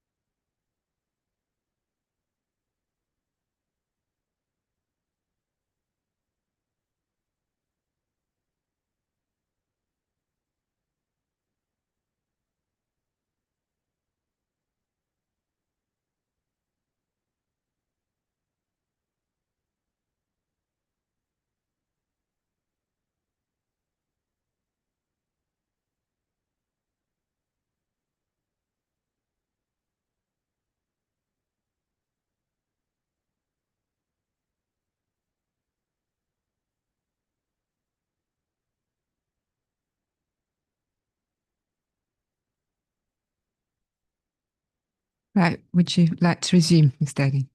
Yeah, thank you very much. The next topic is tunnelling or double hedges, as they've come to be described. Can I ask you to take up the enhanced mitigation strategy, so CD 8.3.1? Yes, I have it. Yeah. In your evidence in chief, you didn't give the width of the area between the hedgerows in fields 12 and 14, 15. Do you know what that is? Yes. Are you willing to tell me what it is? Sorry, I had to write it down. Just looking it up. Sorry. 12. 14.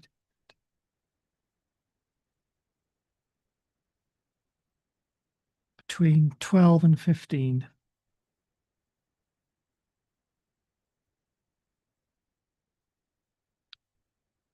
Yes, it's also 9 meters between centre to centre.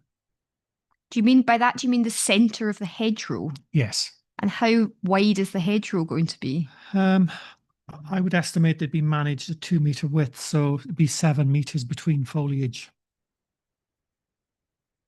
Okay.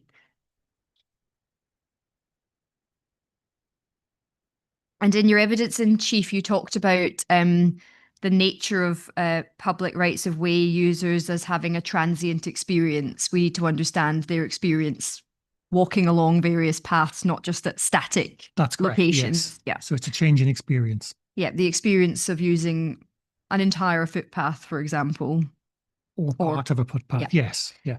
So I'd just like to take up the enhanced mitigation strategy and just work through with you the experience of a footpath user travelling from T Green to the Heath with the appeal proposal in place. And by that, I mean the footpath to the north of T Green. Mm-hmm.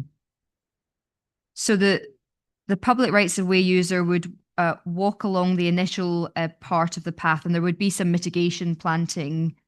That's right, isn't it? Yes, that's right. Yes. And then at the point at which the walker enters the area between fields 12 and fields 15, that's where you'd have hedgerows on either side of the path. That's correct. That's right. And then that the experience of walking along that path for the entire width of field 15 and moving into field 14, that's going to have double hedgerows on either side. Yes, that's Yeah. correct. Or a hedgerow on either side and a double hedgerow. And looking at that in the context of the walk from T Green across to the Heath, it's about half of that walk will have a double hedgerow. Is that fair? Yes. Yeah, that's fair. And then the public rights of way user, the walker, will come out at the junction of field 14 and 13. And at that point, field 13 is an area of mitigation, open space mitigation planting. Mm-hmm. That's right. But on their right-hand side, there'll be further hedgerows seeking to screen the solar panels in field 8. Yeah, so they'll Yeah. be walking along the side of a field with a hedgerow on their right-hand side. Yeah. Yes. Fine.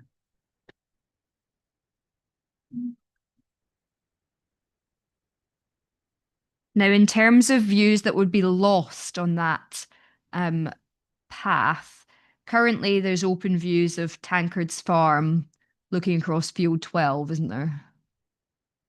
Yes, that's correct. Are there views up to the windmill from that path? Yes, Yeah. from some of it at least. Yes. The windmill's quite low. It's not a particularly high structure, but yes, there would be some from that section of path. Yeah. So to the extent that recreational walkers derived visual amenity benefits from looking at either of those two buildings or sets of buildings, that would be obscured by the appeal proposal for its duration. For some of that route. So field 13, there's probably a view northwards across field 13 from the footpath.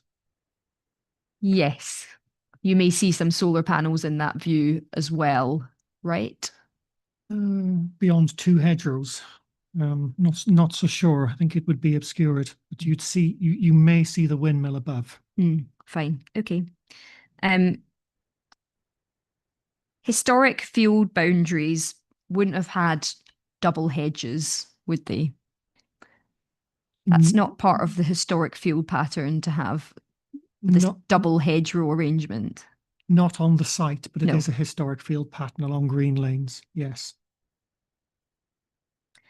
And in the absence of this solar development proposal, would you be suggesting to the landowner that planting 3-metre high double hedgerows would bring about beneficial visual impacts for users of the public rights of way?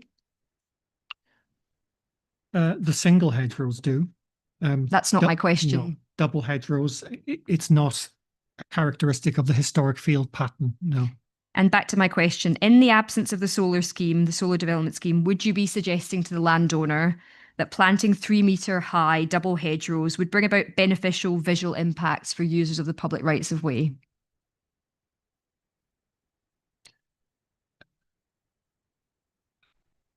The field pattern does. The second hedgerow is it would be unnecessary. You wouldn't just answer my question.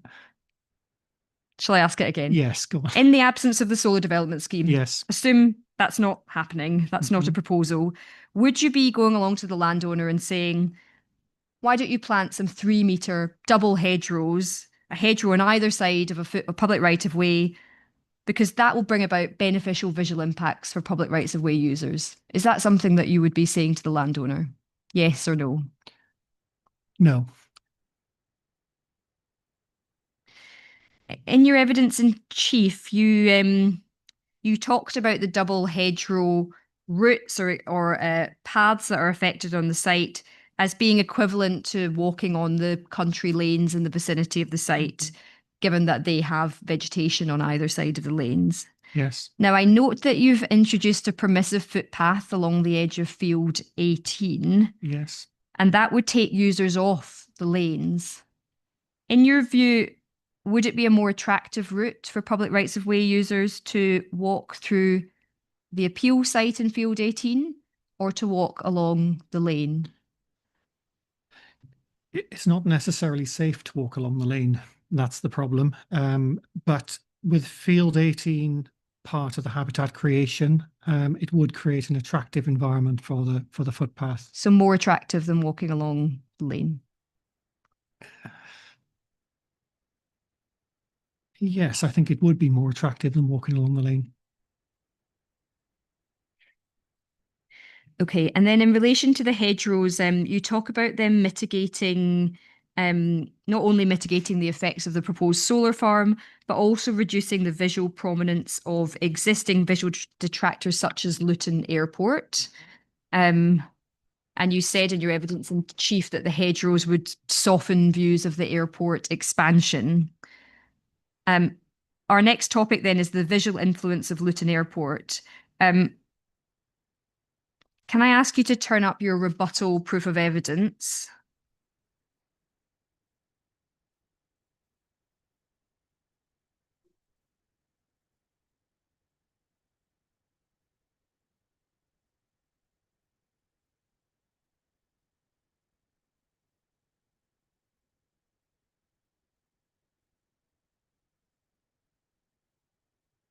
And we should be at paragraph 3.5 on page 6. PDF page 6. And you talk there about a difference in opinion as regards the value of the Breachwood Green LCA in the vicinity of the site. And you say one of the reasons for a difference in opinion in relation to Luton Airport is because you've considered the associated activity, movement and noise as a part of the effect the airport has on visual amenity, tranquility and landscape character. Mm-hmm. So you're saying there that it has an influence on the experience of the appeal site at present. That's right, yes? I'm saying the movement, noise and activity increase the impact of the airport in the landscape, yes. Yeah. And then can I ask you to turn up your main proof of evidence, page 38?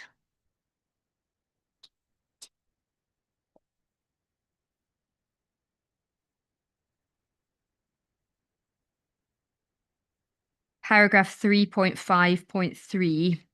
And this is in a section of your proof when you're considering potential cumulative impacts with the east of Luton DCO. And you say there's limited intervisibility between the project and the non-runway Luton Airport development. There are limited opportunities for in-combination effects due to the visually contained nature of the site, which is reinforced by the mitigation proposed. Cumulative effects are limited as a result of the visual separation between the proposed developments and the two developments. Now, it's obviously a matter for the inspector to take a view on the influence, the visual influence of Luton Airport in respect of the site.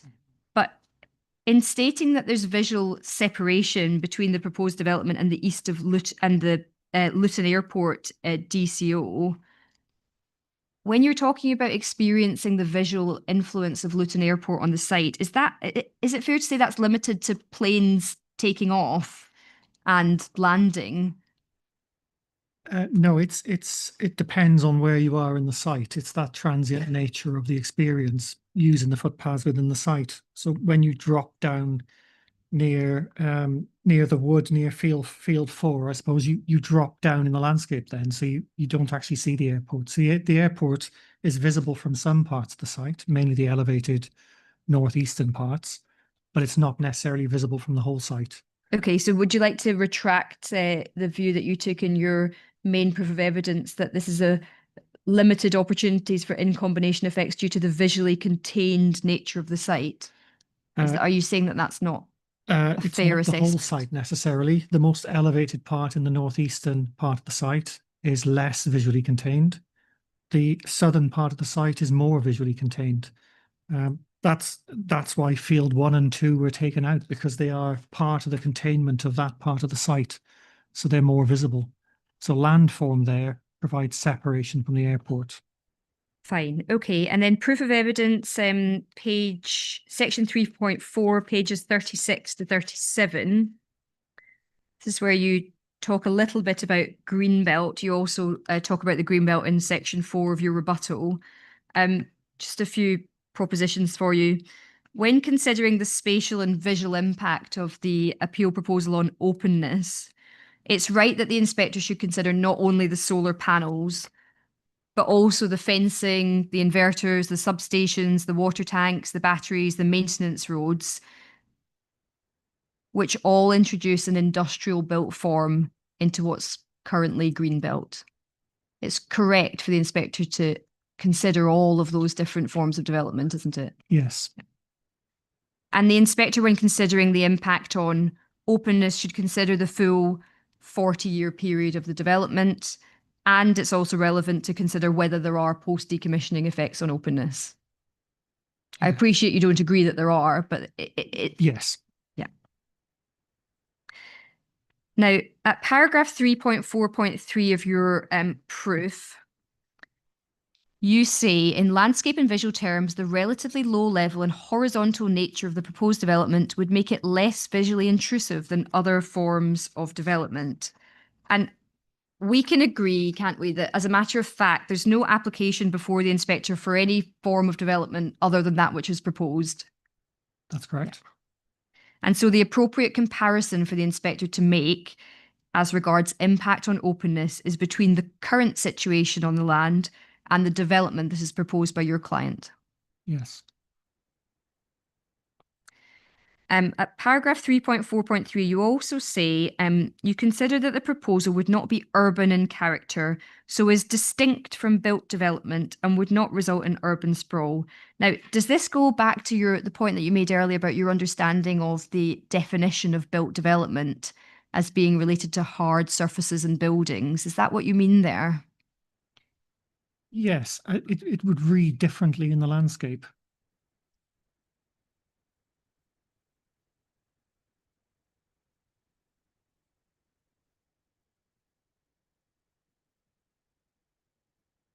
And you say you consider it to be not, it wouldn't be urban in character and wouldn't result in urban sprawl. What's your definition of urban? What definition have you applied?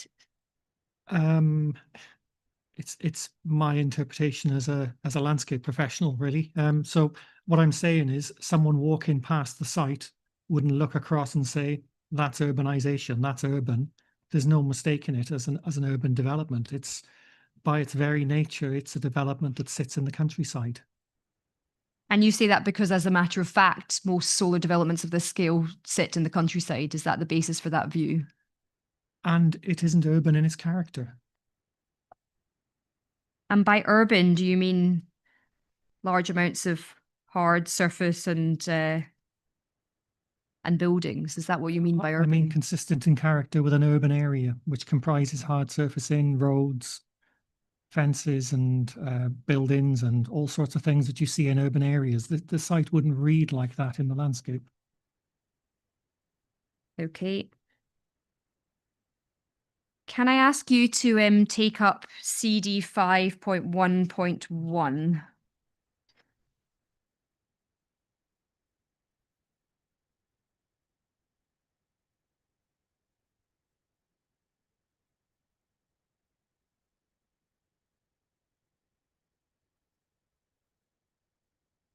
Five point 1.1. Yeah, it should Yes. be the decision letter of the Secretary of State in relation to the land at Gravely Lane and to the east of Great Wymondley solar farm. Yes, I have that.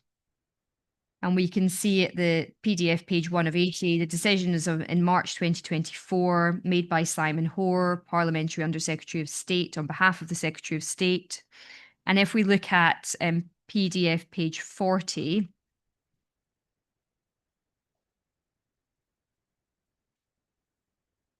we can note at paragraph 19, when the Secretary of State is considering the impact of the proposed solar development on character and appearance, it says the Secretary of State agrees that although the site is considered to be of low sensitivity in landscape terms and to have low to moderate visual sensitivity, its open views would be sensitive to the introduction of further urbanising features. So the inspector can note that the Secretary of State in the Great Wymondley decision considered solar panels and associated infrastructure to constitute urbanising features, can't she? Okay, and then paragraph 19, PDF page 4.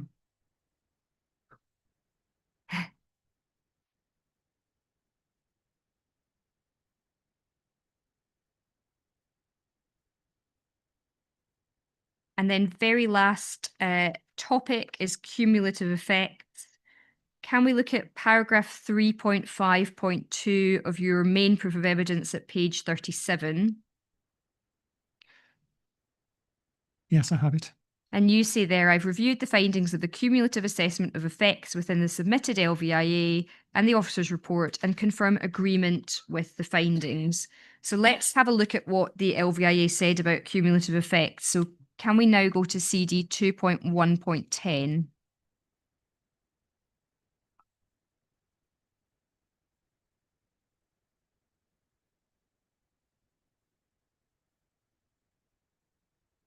The addendum part 5. Yes, the addendum part 5. And PDF page 80 of 150.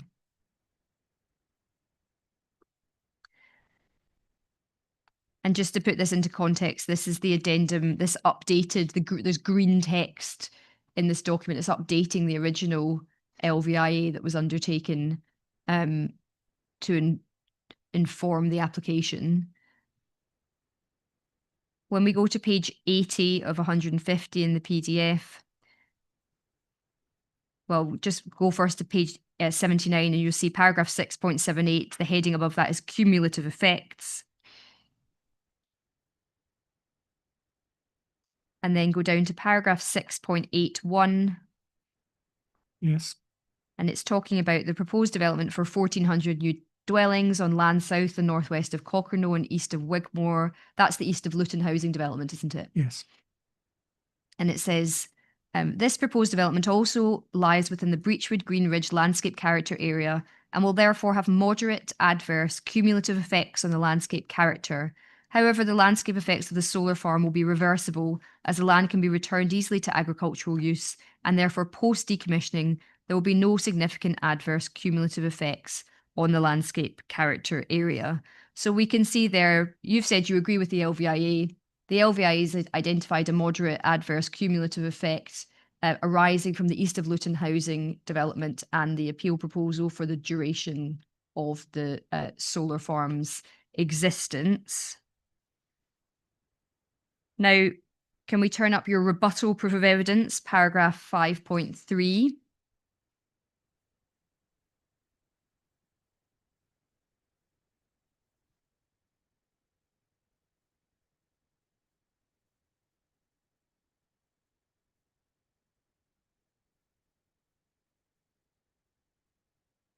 Yes, I have that.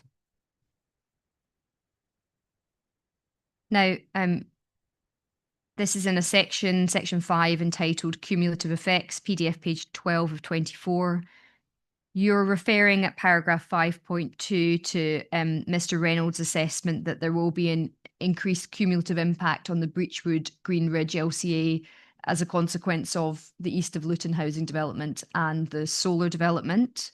And he says he thinks that that would rise from moderate adverse in the year 10 to 40 context to substantial when considered in combination with the East of Luton scheme. And you say at 5.3, I disagree with Mr. Reynolds' assessment of landscape effect and cumulative effect. And then you go on to talk about your assessment as being that there will be negligible effects on the landscape character of the Breachwood Green Ridge LCA. So which is it, Mr. Morris? Do you agree with the results of the LVIA, as you said in your main proof of evidence? Or are you now telling the inspector that you don't think that there's a cumulative adverse effect arising from in combination development of the East of Luton housing with the appeal proposal? It's not clear the spatial extent of the impacts being referred to in 6.81. Is that the whole of the character area? Or is it? Well, I think that's a slightly different point from the one I'm putting to you, Mr. Morris. The question is, as a matter of principle, do you consider that there would be cumulative adverse impacts on the landscape character area in the vicinity of the two sites, or as a whole, or not? That's the question. Yeah, there would be cumulative impacts. And I've referred to the relatively small proportion of the LCA. So it all depends on the spatial extent. Is it the whole of the LCA, or is it the site and its context, the part of the LCA that it occupies? Okay, so there would be cumulative impacts. Am I correct in understanding that those would be adverse cumulative impacts? Yes. Yeah. Okay.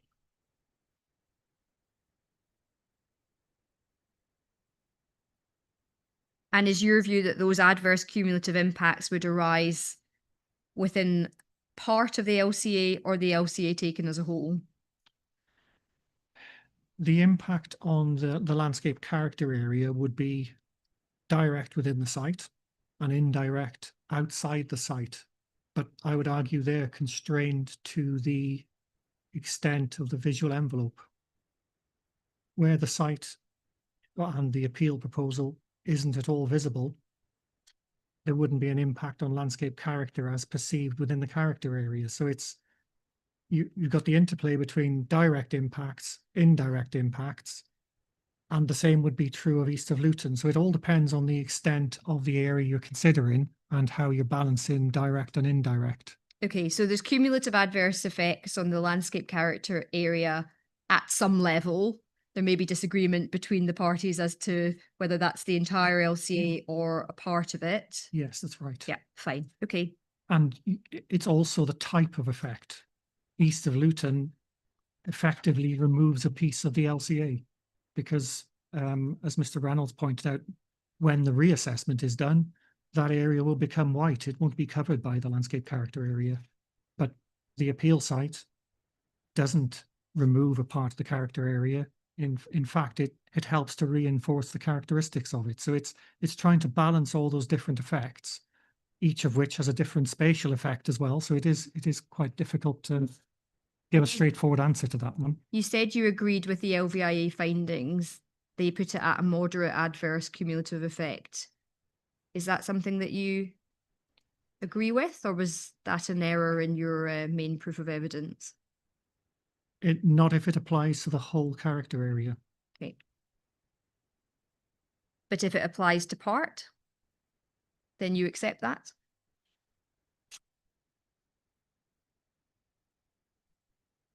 My assessment on the LCA is slight to moderate. In my main assessment of impact on the LCA on the landscape character area, so slight to moderate. It's around there somewhere. Yes. So the inspector can record that there's agreement that there's a cumulative adverse impact arising from those two developments taken together, and it's about the nature of that effect. Is it moderate? Is it substantial? That's So where it's that's what not between us. substantial. I'm slight moderate for our impact. It depends on the combination of the two, and it goes back to it has a visual component to it. So it's not just the visual impact has an effect on landscape character. So it comes back to timing as well. As I mentioned earlier, the phasing of east of Luton, when our mitigation goes in, that will moderate the effect of our development on the landscape character area. So it's a little bit hypothetical really in terms of its impact until we know clearly what east of Luton comprises and when it comes forward and in what phases and how much mitigation. It's all unknown really. Fine. Okay. I don't have any further questions for you. Thank you. Okay, thank you. Thank you. I've just got one that's I didn't know whether it would get picked up, and I don't know whether you can answer it or not. But there was quite a lot of comments yesterday, particularly from the residents, about the public safety of using the footpaths when they're kind of, got the hedging on both sides and fencing beyond that. And I just wondered if you could give me your opinion of that kind of concern and your experience, if you've got any experience of any problems with that in other places. I'm not aware of any problems with that. There are many green lanes in the area, and these are greenways, I suppose, more than a green lane. They're bridleways, dismantled railways. It's quite common to have a route through the countryside with vegetation on both sides, relatively constrained.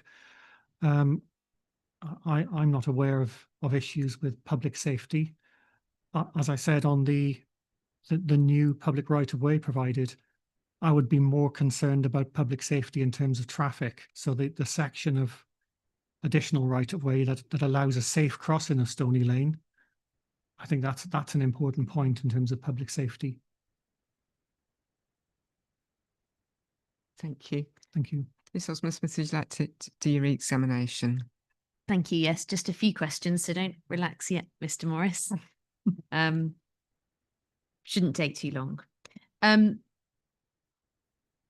You'll recall questions about the landscape character study, which is CD 6.5.1.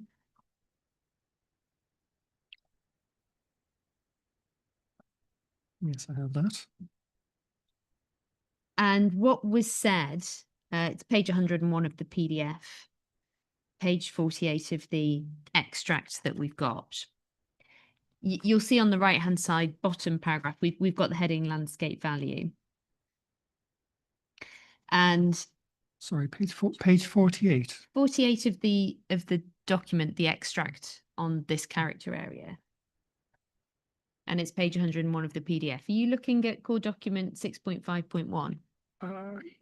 Yes, I'm looking at the landscape character assessment. Page Yeah. 47 is the last one relating to 202. It's not. Okay, I'll get the You're wrong, Mr. Morris. wrong extract.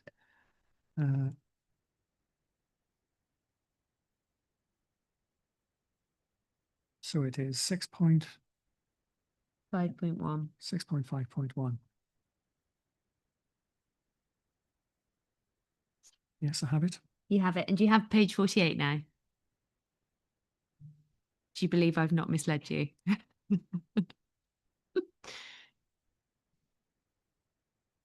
Yes. You got that. Good. have. And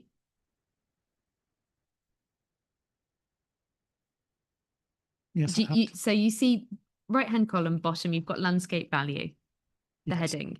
And it says overall, Breachwood Green Ridge is considered to be of moderate low landscape value. Aspects of particular value within Breachwood Green Ridge include the sense of remoteness. Now, we know obviously that the assessors then, it follows, had regard to the sense of remoteness when arriving at their conclusions on landscape value. And what you said is, I find the sense of remoteness point less agreeable. The landscape character assessment, when it's talking about remoteness, is it just talking about the site and the land in immediate proximity to it? It will be considering the landscape as a whole. So remoteness, every landscape will have an element of remoteness to it. But looking at Lily Bottom, for example, there are elements there that are more remote. It feels more remote than our site. Yeah, and that was the question. Are there areas within this long, thin character area that could be regarded as more remote than the appeal site in its vicinity? Yes, possibly. I've not visited the whole area really. It extends down towards the southeast. It may be more remote there, but it's certainly less remote where our development is proposed. And to describe that as a remote landscape or a sense of remoteness, I think is strange. Now, you'll recall that you had spoken to about the key characteristics and distinctive features, and they appear on page 44 or page 97 of the PDF. Is everything listed there to be regarded as a positive landscape feature? No, it isn't. Is that the point of key characteristics, to point out only the good stuff? No, it's to point out the key characteristics. And to the extent that it's said that the appeal site is characteristic of or reflects the key characteristics of the character area, to what extent is that surprising given the purpose of identifying character areas? It's not surprising at all. The character assessment will list all the characteristics and of the defined character area, and then to decide whether those characteristics exist within the site. That's not necessarily a positive point. It's not positive or negative. It's just saying that the characteristics exist within the site. And then you were asked about the residual adverse effects on the rural character of the area. Do you remember? And you said that there would be residual adverse effects as a result of the scheme through its operation. Does the area of the appeal site in its immediate context stop being rural if it has a solar farm in it? No, it doesn't.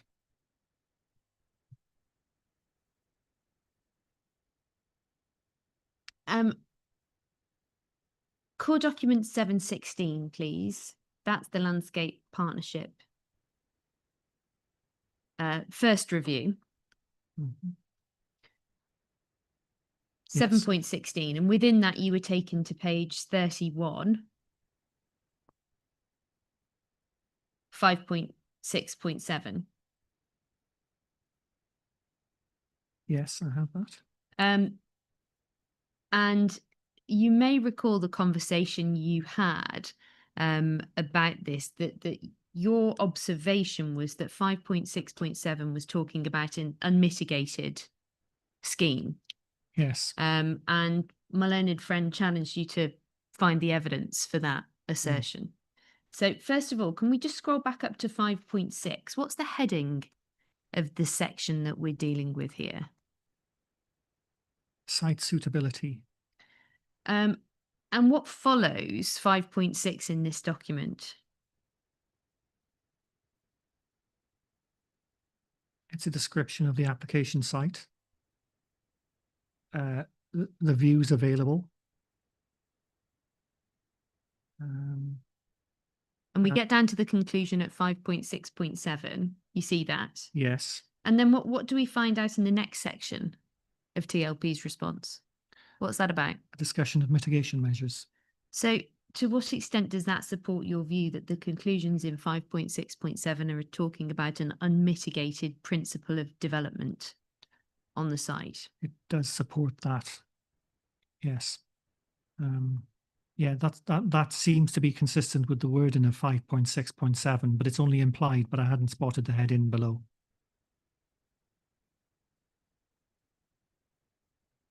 The next thing I want to think about is topography. Hmm. And for that, can we turn up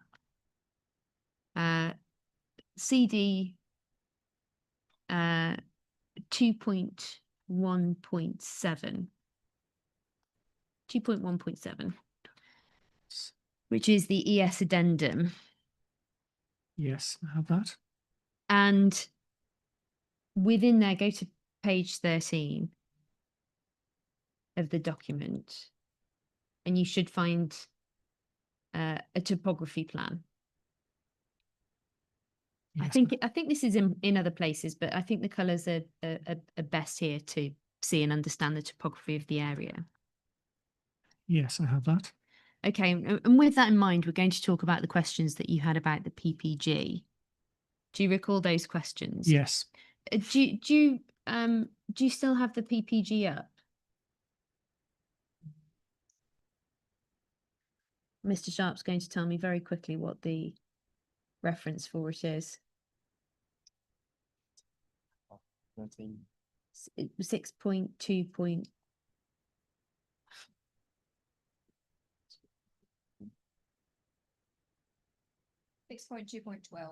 6.2.12. My learned friend wins the prize. Thank you very much. Don't know why I'm being so helpful to you. Well, I'm grateful for it. I am. 6.2.12. And you looked at the particular considerations relating to large-scale ground-mounted solar photovoltaic farms. You recall that? Yes. Just scroll down to the bottom of that paragraph and just have a look at the date of that guidance for me. Can you see that? Yes. Hang on, wait, it's just disappeared off my screen. Sorry. Page 10 of the PDF. What was it again? 6.2.12. 6.2.12. And page. Starts on page 9. Yes.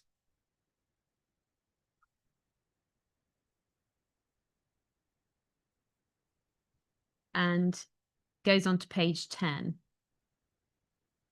And my learned friend, you'll recall, put the point to you. However, and it's the last sentence of that guidance paragraph. However, in the case of ground-mounted solar panels, it should be noted that with effective screening and appropriate land topography, the area of a zone of visual influence could be 0. So some optimism in the PPG there. But just have a look at the date of that guidance. Can you see what that is below it? 2015. 2015. Now, tell me, what was or how common were schemes of this size, that is sites of 50 to 100 hectares, let's say, as a broad measure? How common were sites of this size when that guidance was written? Very rare. 10 to 20 megawatts would have been considered large at the time, I suspect. How realistic is it as an aspiration for schemes of this size, that is, schemes approaching 50 megawatts going through the Town and Country Planning Act system, to be developed and have a zone of visual influence of 0? It's impossible. Then let's have a look at the topography of the site at 2.1.7. And you'll recall this conversation you had with my learned friend about undulating landscapes. And that's something that's taken from the character area assessment. I want to understand that relative to the wider landscape by looking at the topography plan. How do the undulations on this site in this character area compare to the wider landscape and the wider character area? I suppose you could phrase it in this way. What's the intensity of the undulation on this site compared to the wider area? It's limited. It's a ridge between two valleys effectively, and that's what the topography shows. And that's why it's the Breachwood Green Ridge. It is a ridge line between two valleys effectively. A narrow ridge? It's fairly narrow, yes. And is it right that solar farms should only be consented on pan-flat sites? No, it's not. And when we think about the guidance that we have now, let's turn up EN3, which is core document 6.2.3.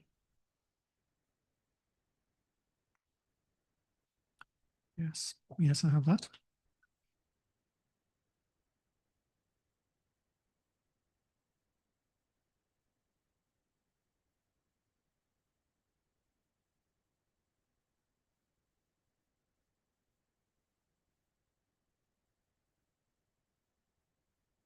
Sorry, can we just go back to the previous point about the topography and the ridge between the two valleys? So just looking at the plan that we've got, it is essentially the plateau or ridge between these two valleys. You spoke about it as being narrow. Is it narrow compared to the valley topography that sits beyond it? In Lily Bottom? No, it's wider than that. It's wider than the valley floor, but not than the valley as a whole. Thank you. Yeah, the side slopes of the valley of Lily Bottom are part of the character area because they help to define the character and give it its distinctive character. So Lily Bottom is wider. EN3 then, please. Do you have that in front of you? 6.2.3. Yes, I have that. Page 90 within that document is where I'd like to go. But scroll past page 88 on your way, and you'll see the heading solar photovoltaic generation. Yes. Yep. And then you'll land at page 90 and 2.10.18 factors influencing site selection and design. Do you see that? Yes, I see that. And what's the first heading under that? Irradiance and site topography. Yeah.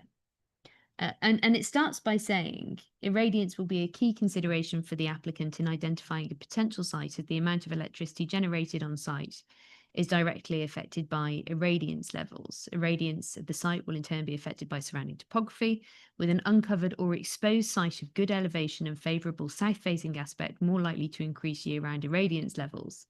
This in turn affects the carbon emission savings and the commercial viability of the site.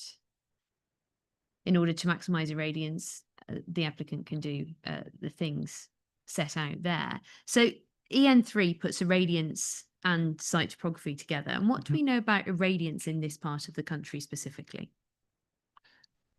That it's high and that it's influenced by topography as well. And is there anything about the topography of this site that conflicts with what's said in that paragraph of EN3? No, there isn't. Is this a good site topographically for the siting of solar energy development? Yes, it is. It's a gentle south facing, so it's ideal. And then if we go down a little further to 2.10.94, 2.10.94, that's in the section talking about landscape, visual and residential amenity. Do you see that? Yes. And that says the approach to assessing cumulative landscape and visual impact of large-scale solar farms is likely to be the same as assessing other onshore energy infrastructure. Solar farms are likely to be in low-lying areas of good exposure and as such may have a wider zone of visual influence than other types of onshore energy infrastructure. However, whilst it may be the case that development covers a significant surface area, in the case of ground-mounted solar panels, it should be noted that with effective screening and appropriate land topography, the area of a zone of visual influence could be appropriately minimised. Is there a difference between the PPG and EN3? So the PPG we've looked at and what EN3 is now telling us. Yes. Yeah, this is saying that the area of the zone of visual influence can be minimized, whereas PPG said 0. Which is the more reasonable proposition for a site that's just about on the cusp of the threshold for a nationally significant infrastructure project for which EN3 was drafted? Yeah, this is more realistic. 0 theoretical visibility, I think, is theoretically impossible.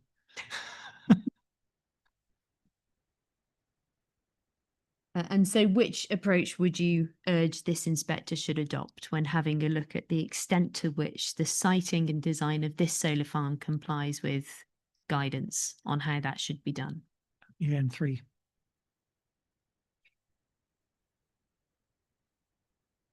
CD 5.1.1 is the Wymanley decision.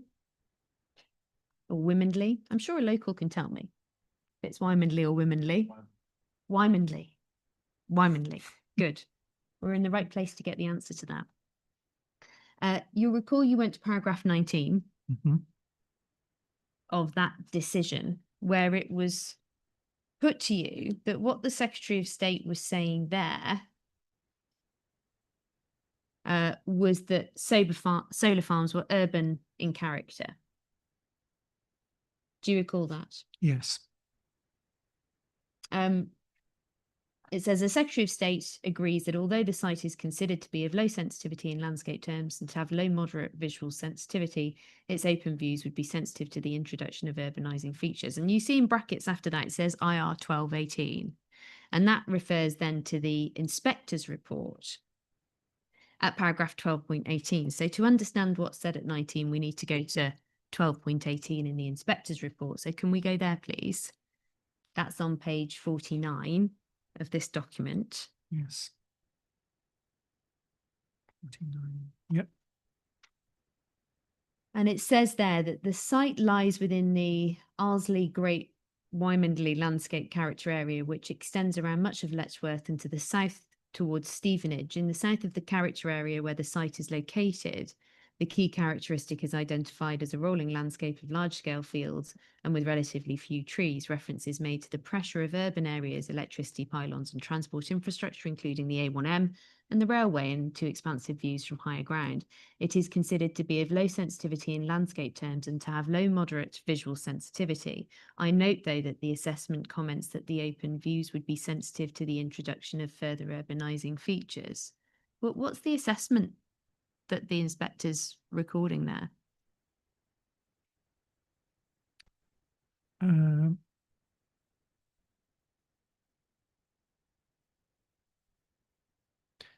It's the assessment on the character area.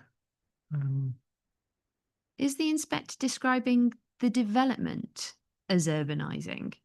Is it a comment about the solar scheme being urbanising in the character area? No, it isn't. It's talking about adjacent urban area. So to what extent does that provide some authority for the proposition that the Secretary of State thinks solar farms are an urbanising feature? It doesn't.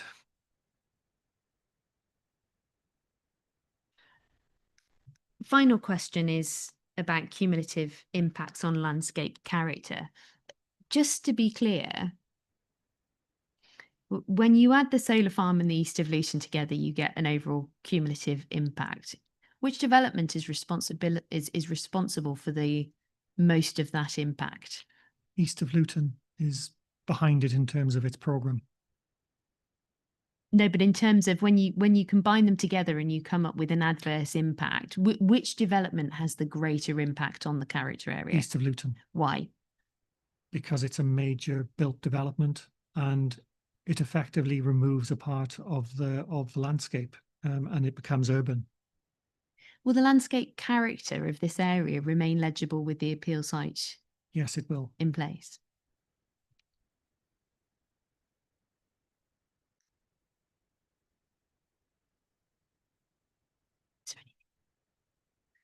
Thank you. Those are my questions. Thanks, Mr. Morris. Okay, thank you. Thanks, Mum.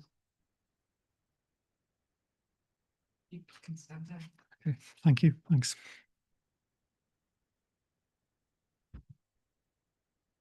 So it's 5 to 4. So are you do you want to call your next witness at this point? I mean, like, yes.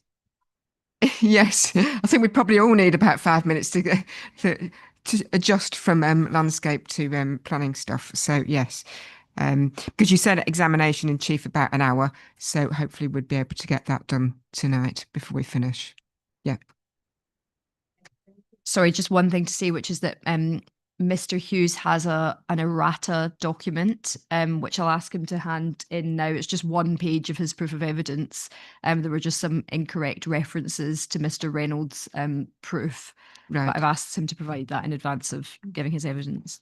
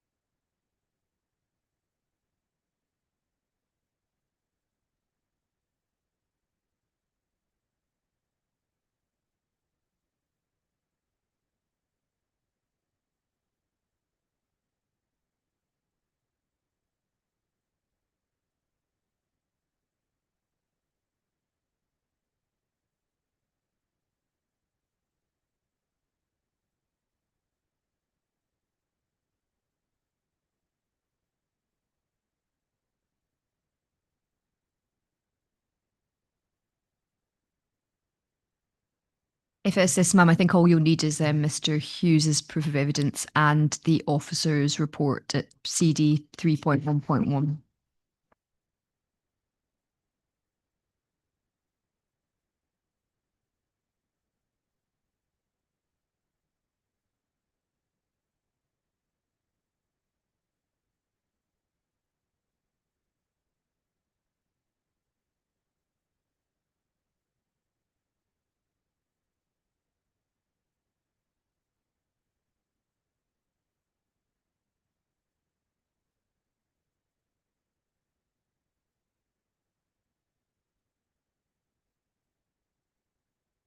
Mom, can I just add another couple of?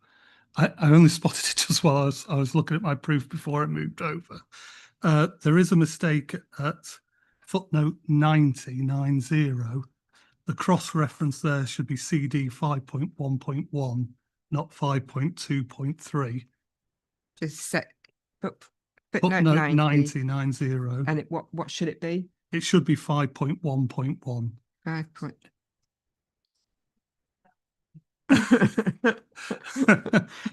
Glad to add to the efficiency of the inquiry.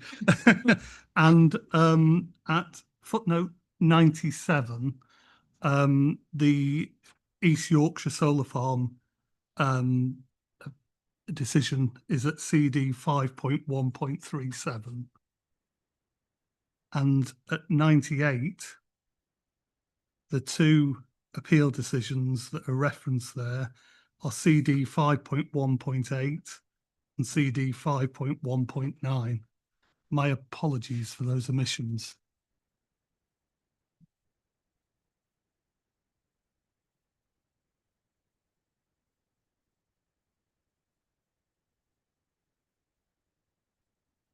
Otherwise, are you sorted and ready to go?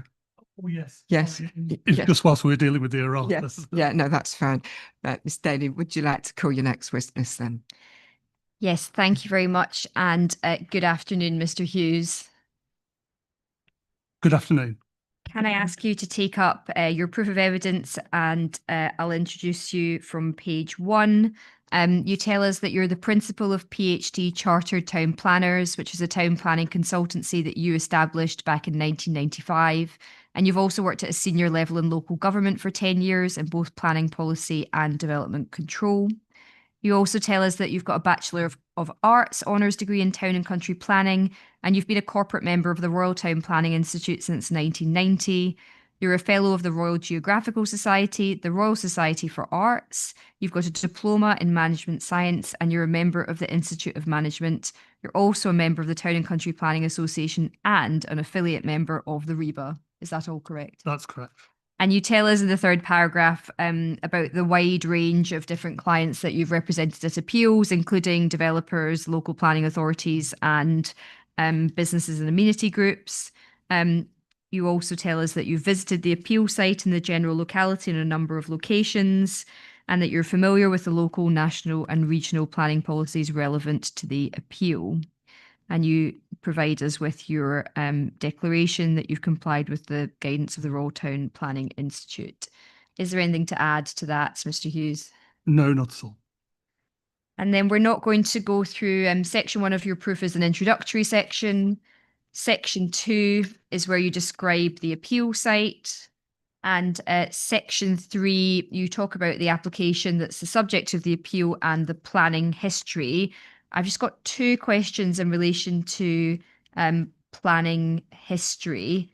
At paragraph 3.12 to 3.15, pages 17 to 18 of your proof of evidence, you refer to other solar farm developments that have either been consented or in respect of which there are currently live applications in North Hertfordshire.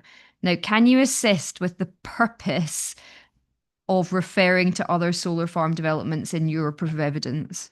Yes, it's to deal with the actions of the council in response to the climate emergency they've declared and the policy position in terms of renewable energy, in terms of their response within the district to applications and proposals that have come before them. And that includes the Great Wymondley appeal, which was a call-in appeal by the Secretary of State, where the council were minded to grant planning permission, but the Secretary of State called it in, and eventually the Secretary of State granted planning permission following that inquiry. Thank you very much. And then a further question about the application stage. So at the application stage, the appellant presented certain chapters of an environmental impact assessment to the council, and the council determined that no environmental impact assessment was required. And you'll have noted in various proofs of evidence from the appellant that the absence of the need for an environmental impact assessment is now said to demonstrate the limited environmental impacts that the scheme will give rise to. Your view on that particular proposition, Mr. Hughes? Well, the purpose of the EIA and environmental statement, as I understand it, is to screen out significant effects. None of that prevents the decision maker determining on applications found not to be EIA to have significant harms occasioned by the proposed development. In fact, one can see that in a number of the appeal decisions in the bundle. We can see, by way of example, CD 5.1.1.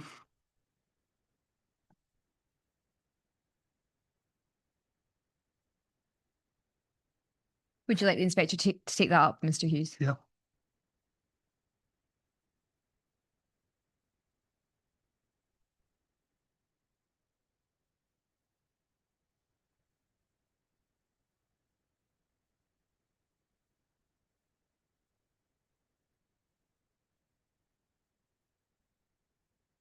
So we have a number of findings by the Secretary of State in there where significant, I would translate the language to significant harm, where, by way of example, decision letter, paragraph 14, we have a significant loss of openness, both spatially and visually, determined by the Secretary of State. Paragraph 24, we have the Secretary of State determining that the harm to heritage assets, if we start on page 4, but the main text that I'm referring to is on page 25 at the top, harm to the conservation area at the upper end of less than substantial harm, they're matters. And then we have at 25, the inspector identifying serious harm to the setting of a scheduled monument. That's a judgment the Secretary of State discusses in 25, but the inspector had found serious harm to that matter, and in that wasn't constrained by the fact that this development was found not to be EIA development. So I think that and other decisions, such as, just again by way of example, 5.1.33,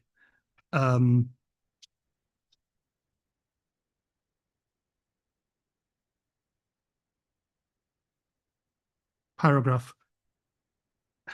Sorry, I just realised it's one of your. So sorry. It's yeah, absolutely. Sorry. That's why I was just a little bit put off for a second. Paragraph 66. I'll say the inspector found significant weight to the harm that contributed to the scheme, making the generation of clear. So my point is that I don't accept that the regime of EIA screening prevents the decision maker finding significant harm in respect of applications that come before the decision maker.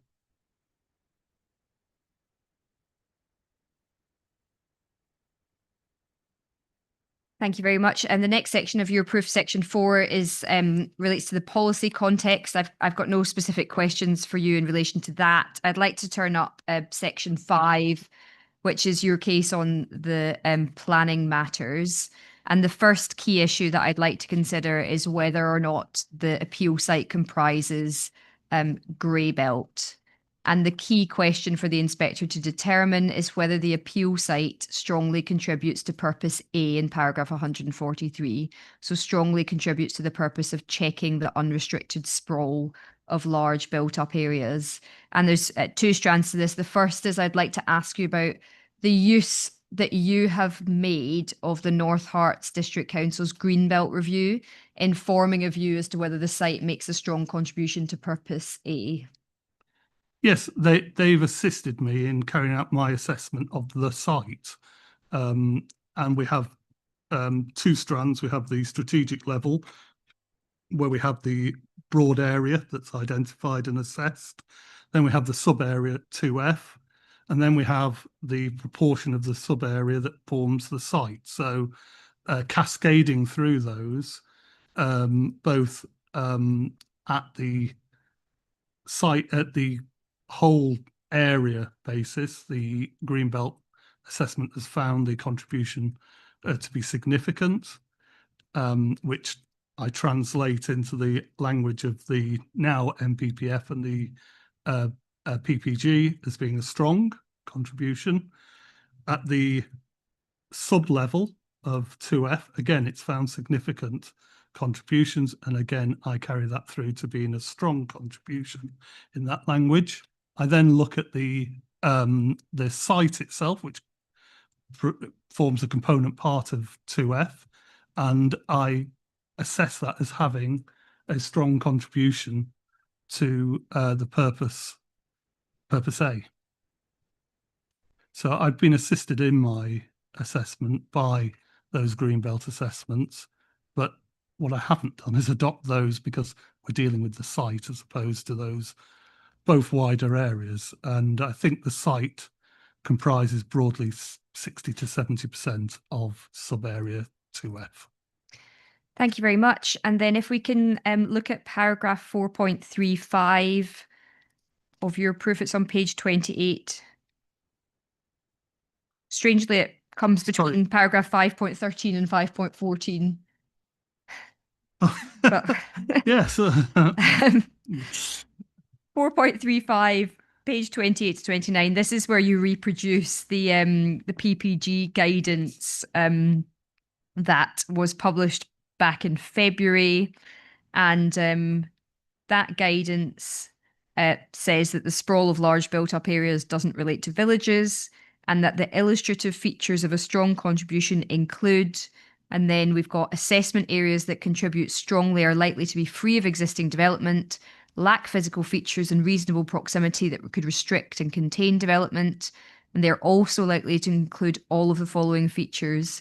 1, be adjacent or near to a large built-up area, and 2, if developed, result in an incongruous pattern of development, such as an extended finger of development into the green belt. Now, can I ask you to take each of those 4 factors or indicators in turn and just help the inspector with your views on the extent to which the appeal site displays those characteristics? Yes, in terms of the requirement likely to be free of existing development, the appeal site is free of existing development save Tankyard's farmstead, which comprises the 3 listed buildings and the other structures in the farm itself. That part of the site isn't being developed for the solar farm purposes. The land that is being developed for solar farm purposes is completely free of development. And the PPG requirement is that it's likely to be free of existing development. I think it is free of existing development for the purposes of the PPG test. So my view is that the proposal meets that requirement. In terms of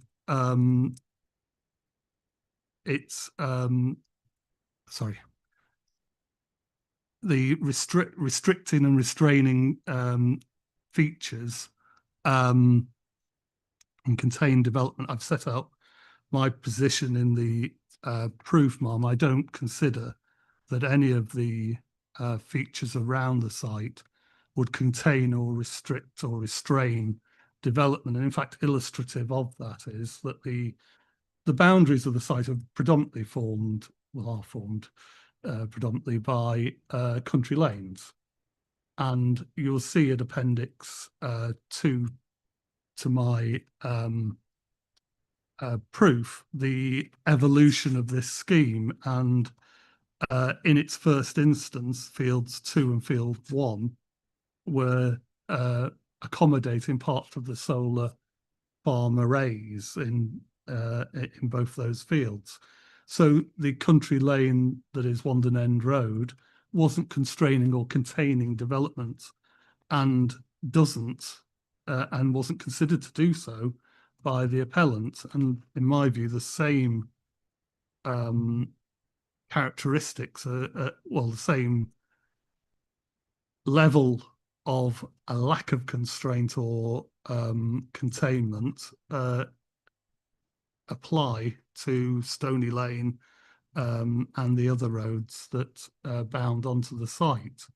There are no other physical features as such that would contain or restrain development from spreading from the site. So I don't consider that element of the test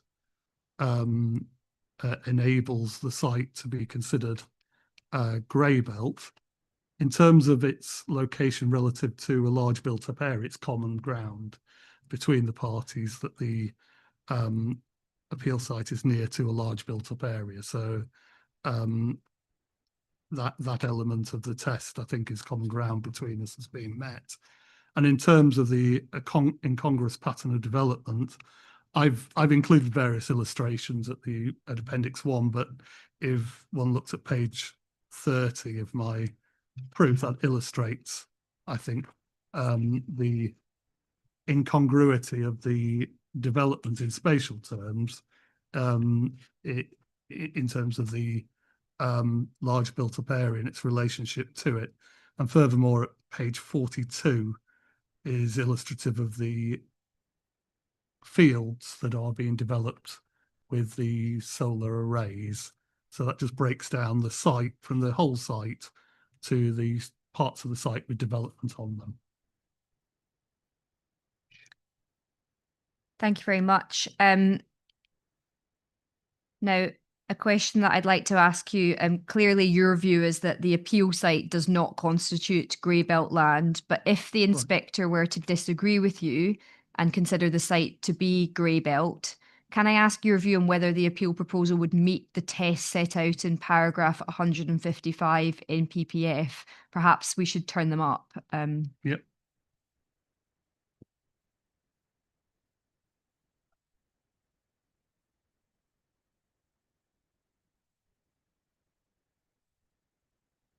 Mom, if the development is found to be grey belt, then I would not be suggesting to you that the remaining conflict with purposes is at a level that leads to a fundamental undermining of that purpose across the plan area. So 155A, it's common ground between the parties, Ma'am, that there is a demonstrable unmet need, this type of development, and indeed the MPPF tells us so. And C, I don't anywhere in my evidence suggest this isn't a sustainable location.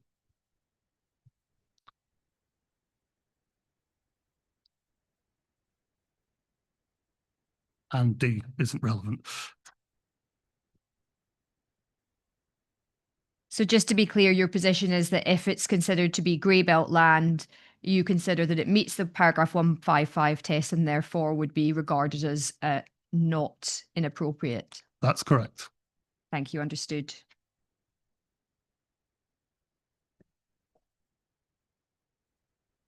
Okay, the next point is about openness. So impact on openness. It's common ground between the parties that there is an adverse impact on the openness of the green belt. The question is the nature and extent of that impact. So if I can ask you to turn up, this is dealt with at paragraph 5.39 to 5.90 of your proof of evidence, just taking the various elements of openness in turn, could you please summarise your review? Yes, the existing site and the area to be developed is devoid of development and is open in that sense. The proposed development, the area of development, has a footprint of about 450,000 square metres. It's a form of development that is largely about 3 metres in height.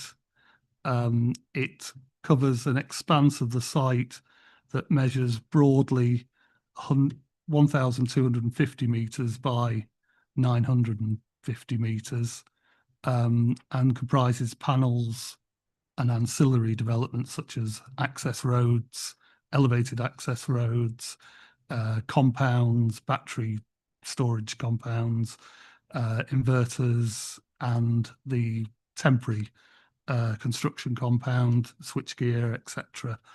In my view, the degree of loss of spatial openness is substantial, and I've included a couple of quotes from inspectors considering other forms of development, which I say accord with my judgment in terms of that loss of spatial openness. I think it's constitutes substantial harm to openness in the spatial element and attracts substantial weight in the greenbelt balance.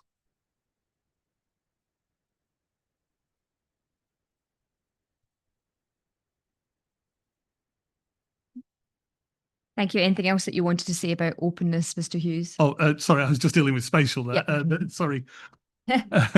Should listen to the question, shouldn't I? In terms of the visual aspect, I've identified where the loss of openness can be experienced from, and I've been through public points where I say that can be experienced, and I've detailed semi-public and private aspects where the loss of openness can be appreciated and experienced. I've detailed the nature of the public rights of way network that crosses the site and is part of a wider complex of public rights of way.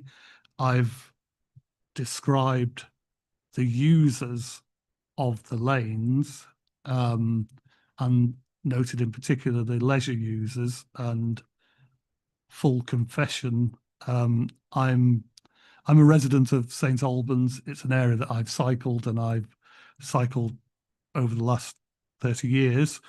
I've got to say, last time I returned to do it during this appeal, it was a lot harder than I remembered it being in terms of cycling up some of the what I generally thought to be gentle hills, but it didn't appear to be when you're on a bike. But there is a significant number of cyclists who use the area. There are other leisure users, as ramblers and walkers in the area. And I'm aware of that just from my wider experience of the area, but also during my site visits associated with this appeal, I've observed similar uses in the area. I've obviously had some regard to Mr. Reynolds' evidence in terms of the landscape evidence, but my own assessment is on the planning aspect of openness, and I've assessed that harm having regard to those receptors that will experience the loss of harm in and around the site. I've considered that to be substantial, and substantial weight, if you disaggregate the harm, would apply to that.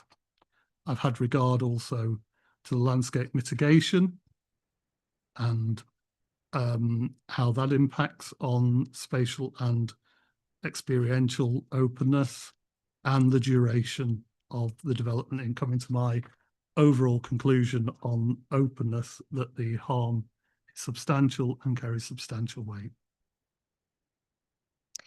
Sorry, is significant and carries substantial weight.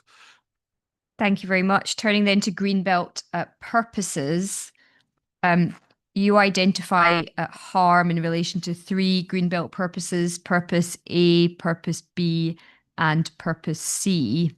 Now, in respect of Purpose A, you've already explained the basis upon which you take the view that the appeal site makes a strong contribution to Purpose A. So the next question is then to explain why you consider that the appeal proposal will have an adverse impact and conflict with Purpose A. Yes, in terms of Purpose A, the proposal, we've dealt with the tests for grey belt. In terms of the land, obviously we've established that, in my view, it makes a strong contribution, or a significant contribution, in the words of the Greenbelt assessment, to Purpose A. This development, in my view, would lead to substantial sprawl of the large built-up area. It's a very significant site in area, and despite the references to the developed part of the site only being less than 50% of that area, that is still over 45 hectares of land that will be developed, and it will sprawl out from the built-up area. It has a relationship to the edge of the built-up area such that that will be, in my view, clear to anybody in the area, and it's an incongruous protrusion out of the urban area, and therefore I consider it conflicts with Purpose A in that it fails to prevent urban sprawl by keeping land permanently open, in the words of the MPPF. Thank you. And then in relation to Purpose B, your view as to the contribution that the site makes to Purpose B, and then your view as to harm arising from the appeal proposal. I mean, in terms of Purpose B, it's common ground that it's a limited contribution. In no way is the harm that occasioned to Purpose B determinative in this appeal, but given the limited contribution of the land to the purpose and the degree of development, I do consider that limited harm arises from that conflict. And then Purpose C, to safeguard the countryside from encroachment. Your view as to the contribution, first of all. Yes, well, the existing site, I've assessed its contribution having regard to the criteria set out in the Greenbelt assessments. The area comprises 60 to 70% of subparcel 2F. It excludes the built-up areas in the very south that are at what around Wandon End Farm and Wandon End House and the compound opposite. It's largely undeveloped, save that's the site, save Tankard's farmhouse, and Farmstead, which are a form of development that supports the open use of the remainder of the site. Not unexpected at all in the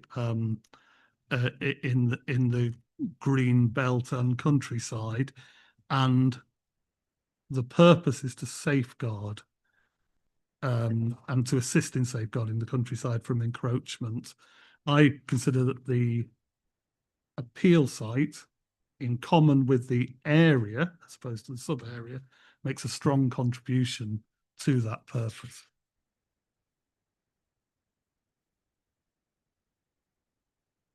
Thank you. And anything else you'd like to say about harm to that purpose? Sorry, I was just, and I was going back in terms of the assessment criteria. I've set that out at 5.9, which, in terms of Purpose C, safe to assist in safeguarding. Are there any already urbanising influences? Does a strong boundary exist to contain development? That's the assessment criteria for Purpose C. In terms of the site, I don't consider there to be strong urbanising influences on the site. I consider it to have a strong countryside character, and as such, any development on the site would encroach into the countryside, and this form of development would not assist in safeguarding the countryside from encroachment. In fact, it'd do the opposite. It would bring forward encroachment into the countryside, and very significant encroachment in terms of the degree of development, and I consider that to be a degree of harm that is substantial and falls at the top of that sort of assessment. Sorry, a significant, I keep saying significant harm that leads to substantial weight to the harm if you disaggregate it.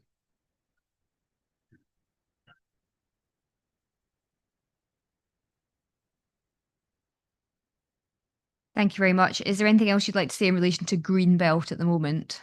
No, I've obviously in my evidence made a number of quotes, Mom, but ultimately you'll come to your own judgment. The quotes are intended to assist in understanding my judgment and the judgment of other inspectors in coming to similar views on Greenbelt harm. Good. And then dealing with other harm, landscape harm, you cover at 5.123 of your proof and onwards. And that's there's a page of that. The first page of that is your errata document. Having now heard the landscape evidence, have you got anything to add to what's set out in your proof? No, I don't change my view, having heard the evidence that the significant adverse weight should apply in the planning balance to that harm. Thank you very much. And then other harm, heritage harm. Now, can I ask you this? This is dealt with at 5.139 to 5.147 of your proof of evidence.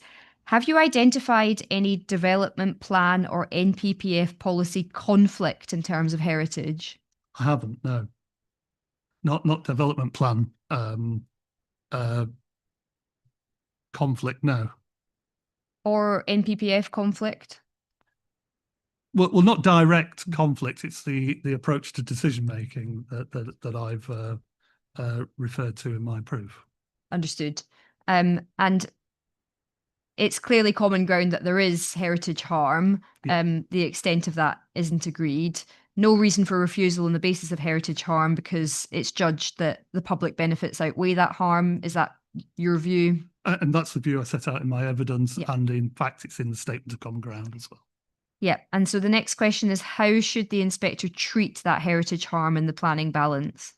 She should weigh it in the balance. It's a harm, and Greenbelt, the approach to Greenbelt policy tells us that we weigh Greenbelt harm and any other harm against the other considerations. So we need to weigh it in the balance. It is a harm that falls on that side of the scale.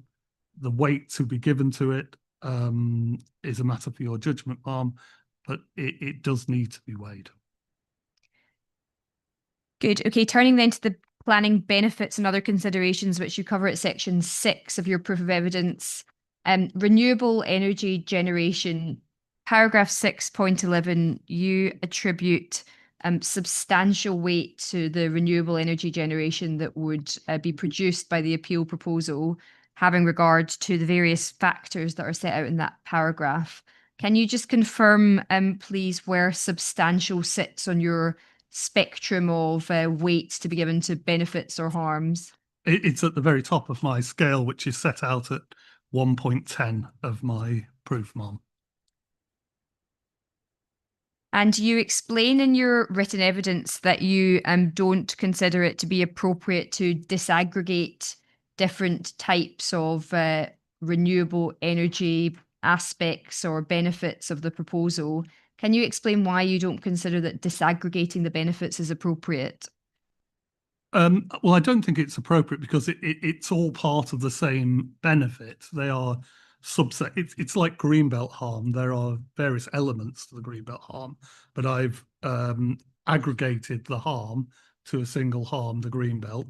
Likewise, in terms of renewable energy generation, I've aggregated the various components and what feeds into that in terms of the policy positions, government policy, in terms of net green, etc., local aspirations in terms of net zero, etc., all feed into the renewable energy generation benefit of the scheme or other consideration. and they're all detailed and set out in the statement of common ground.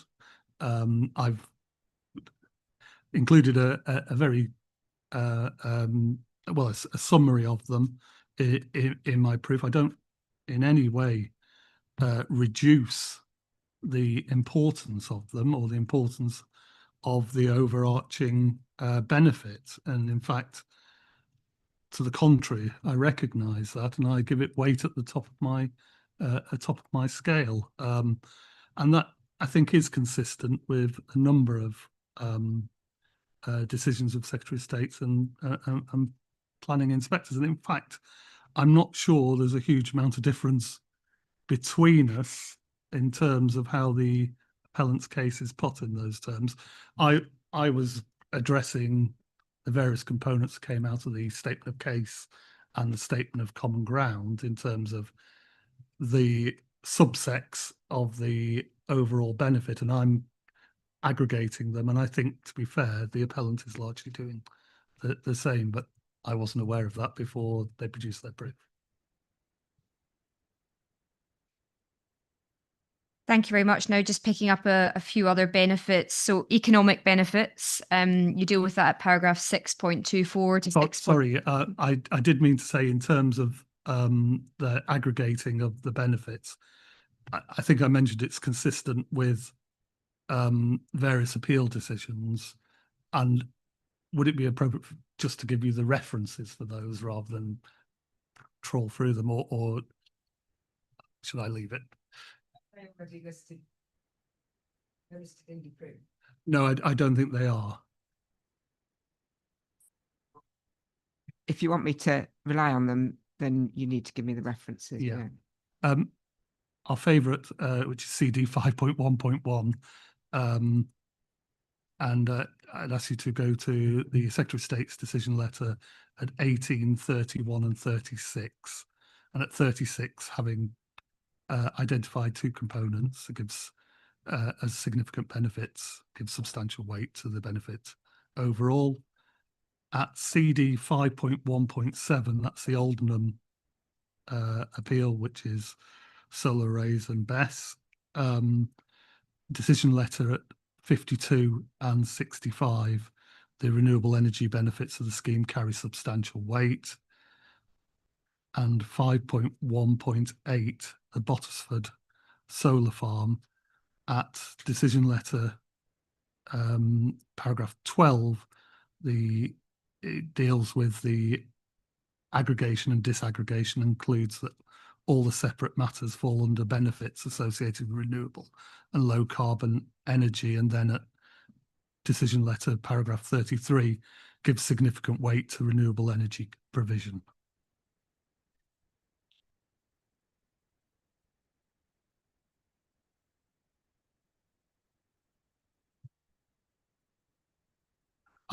I'll just rely on those three.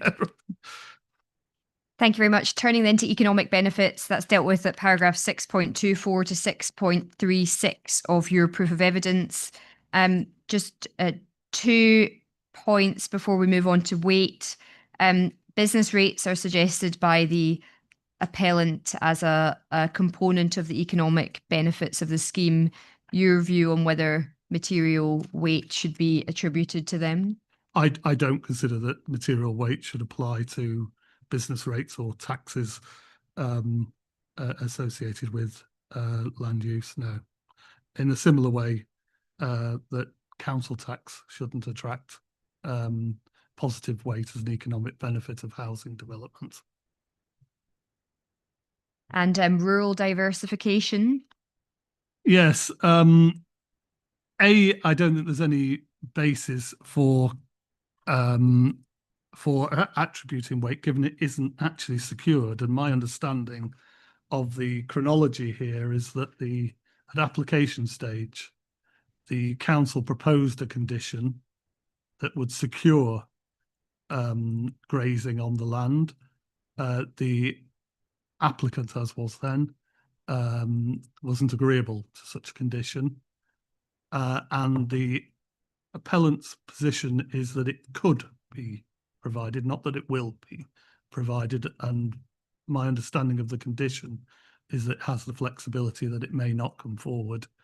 But overall, I think it's such a minor element of the economics of this scheme that it can't carry of itself material weight. There was no suggestion from the landowner that they needed a degree of rural diversification for economic purposes as part of the proposals that underpin this scheme.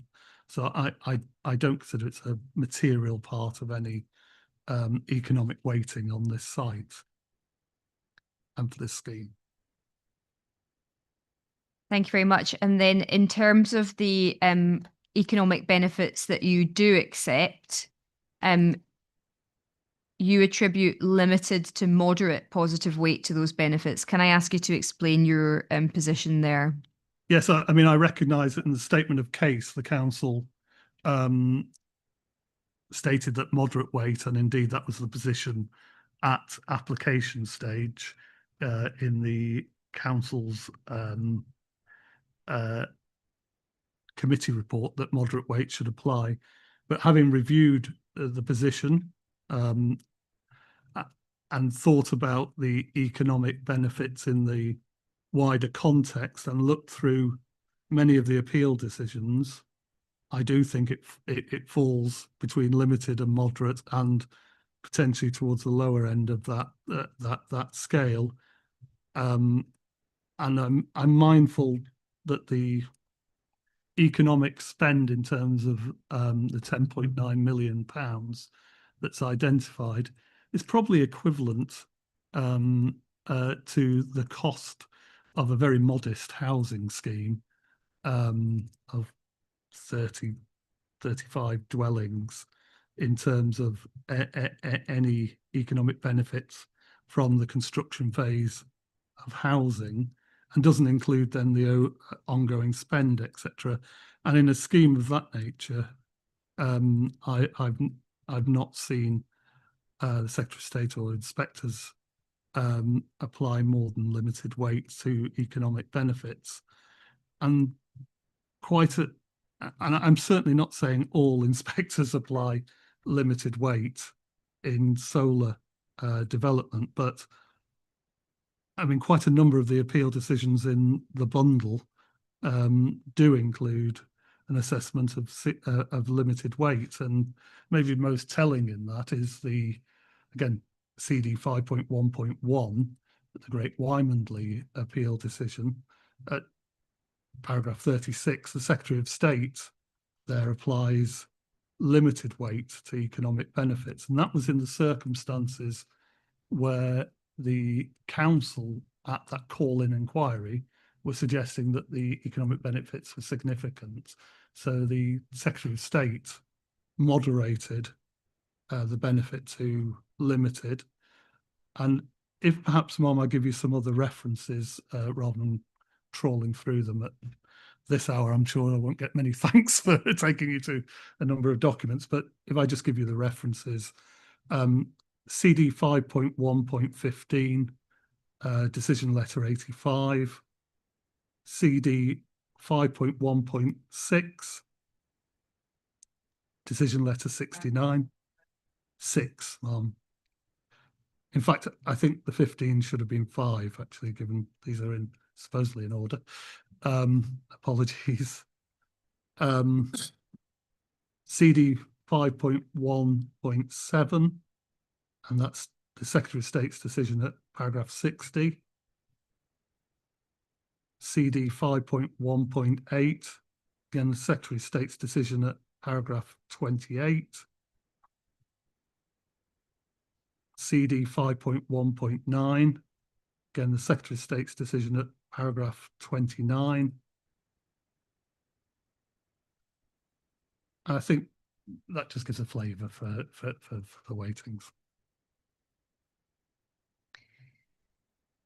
Thank you. Then turning to biodiversity net gain, you accept that positive weight should be attributed to the provision of biodiversity net gain. You've said it should be moderate weight. I believe the appellant's at a significant. That's right, yeah. I mean, we both accept it's a benefit of the scheme. The difference between us is the weighting we apply to it. And then paragraph 6.44, just for the inspector to note, you agree that the drainage strategy proposed by the appellant would bring about some limited benefits, and therefore you've attributed limited positive weights to that. That's correct, isn't it? It is. I don't think the appellant attributes any weight to it as a benefit of the scheme, but I do. I acknowledge that there's some benefit there, but of limited weight. Thank you. Second last topic, the planning balance, consistency with the development plan. Two questions. The first is, if the site is found to be in the grey belt and you've accepted that it would be not inappropriate development because it would comply with paragraph 155 if it's found to be in the grey belt, the heritage and landscape harms would persist. What's your view as to whether permission should be granted for the appeal proposal in that context? In those circumstances, of course, I don't accept that it's a grey belt, but in those circumstances, ma'am, I don't believe the balance would tip in favour of refusal of planning permission, and it would tip in favour of you granting planning permission. And the planning balance, if the site is not grey belt, the appellant will need to demonstrate that the benefits clearly outweigh the harms, such that very special circumstances exist. What's your view on the planning balance in that scenario? In that scenario, I don't consider that the other considerations relied on by the appellant clearly outweigh the harms by way of greenbelt harm and other harms such that very special circumstances exist. And in those circumstances, ma'am, I invite you to dismiss the appeal and refuse planning permission. And then finally, after the presentation made by Stop Wandon End, ma'am, you asked if the council could provide you with its view as to highways matters and also flood risk matters. And what I'm going to do is ask Mr. Hughes to explain the basis for the council's position by reference to the officer's report. So taking, well, which would you like to take first, Mr. Hughes? Let's go to highways first. Mom, the highways position is set out at section 4.11 of the committee report. That's it's not paginated, so afraid I can't help you there. I've got a hard copy, not a PDF, so that makes it even more unhelpful, I'm afraid. Oh, wonderful. And it's summarised, Mom, at 411.11 and 411.12. And 411.12 says the proposal has evolved since the first submission of the application in order to address technical objections related to highway safety and visibility in relation to the proposed 2 new accesses to the solar farm. The Highway Authority are content that the proposed construction access compound, location and draft CTMP, and you'll recall, ma'am, that the construction compound has moved in terms of position in response to issues raised by the Highway Authority. We're obviously guided by the Highway Authority in terms of the technical highway analysis. They have raised no objection. We obviously do not suggest that permission should be refused on highway safety grounds, and we don't suggest to you that it should, and we consider the matter to be neutral in the overall planning balance, and I think that's a matter of common ground in terms of the position of the 2 main parties. Thank you. And then flood risk. And flood risk, ma'am, that's at section 4.13 of the committee report. It's I think it's 2 pages on from where we finished off in terms of highways, and 4.13.4 summarises the position. The lead local flood authority were consulted as part of the scheme, and their position is that subject to a condition which is in the schedule of conditions, the application can be recommended for approval, i.e. they're not raising an objection to the scheme. We're again guided by their expertise in this matter, And indeed, we acknowledge, as I just said in evidence, that there is some limited benefit that arises from the drainage strategy that's put forward with the application. Good. Thank you very much. Is there anything else that you would like to say, Mr. Hughes? No, thank you. Thank you. Thank you very much. I don't propose we start cross-examination at this point of the day. I'm sure you'll be glad I'm to very hear. grateful. So we'll come back tomorrow morning at 9:30 and resume at that point. Thank you very much.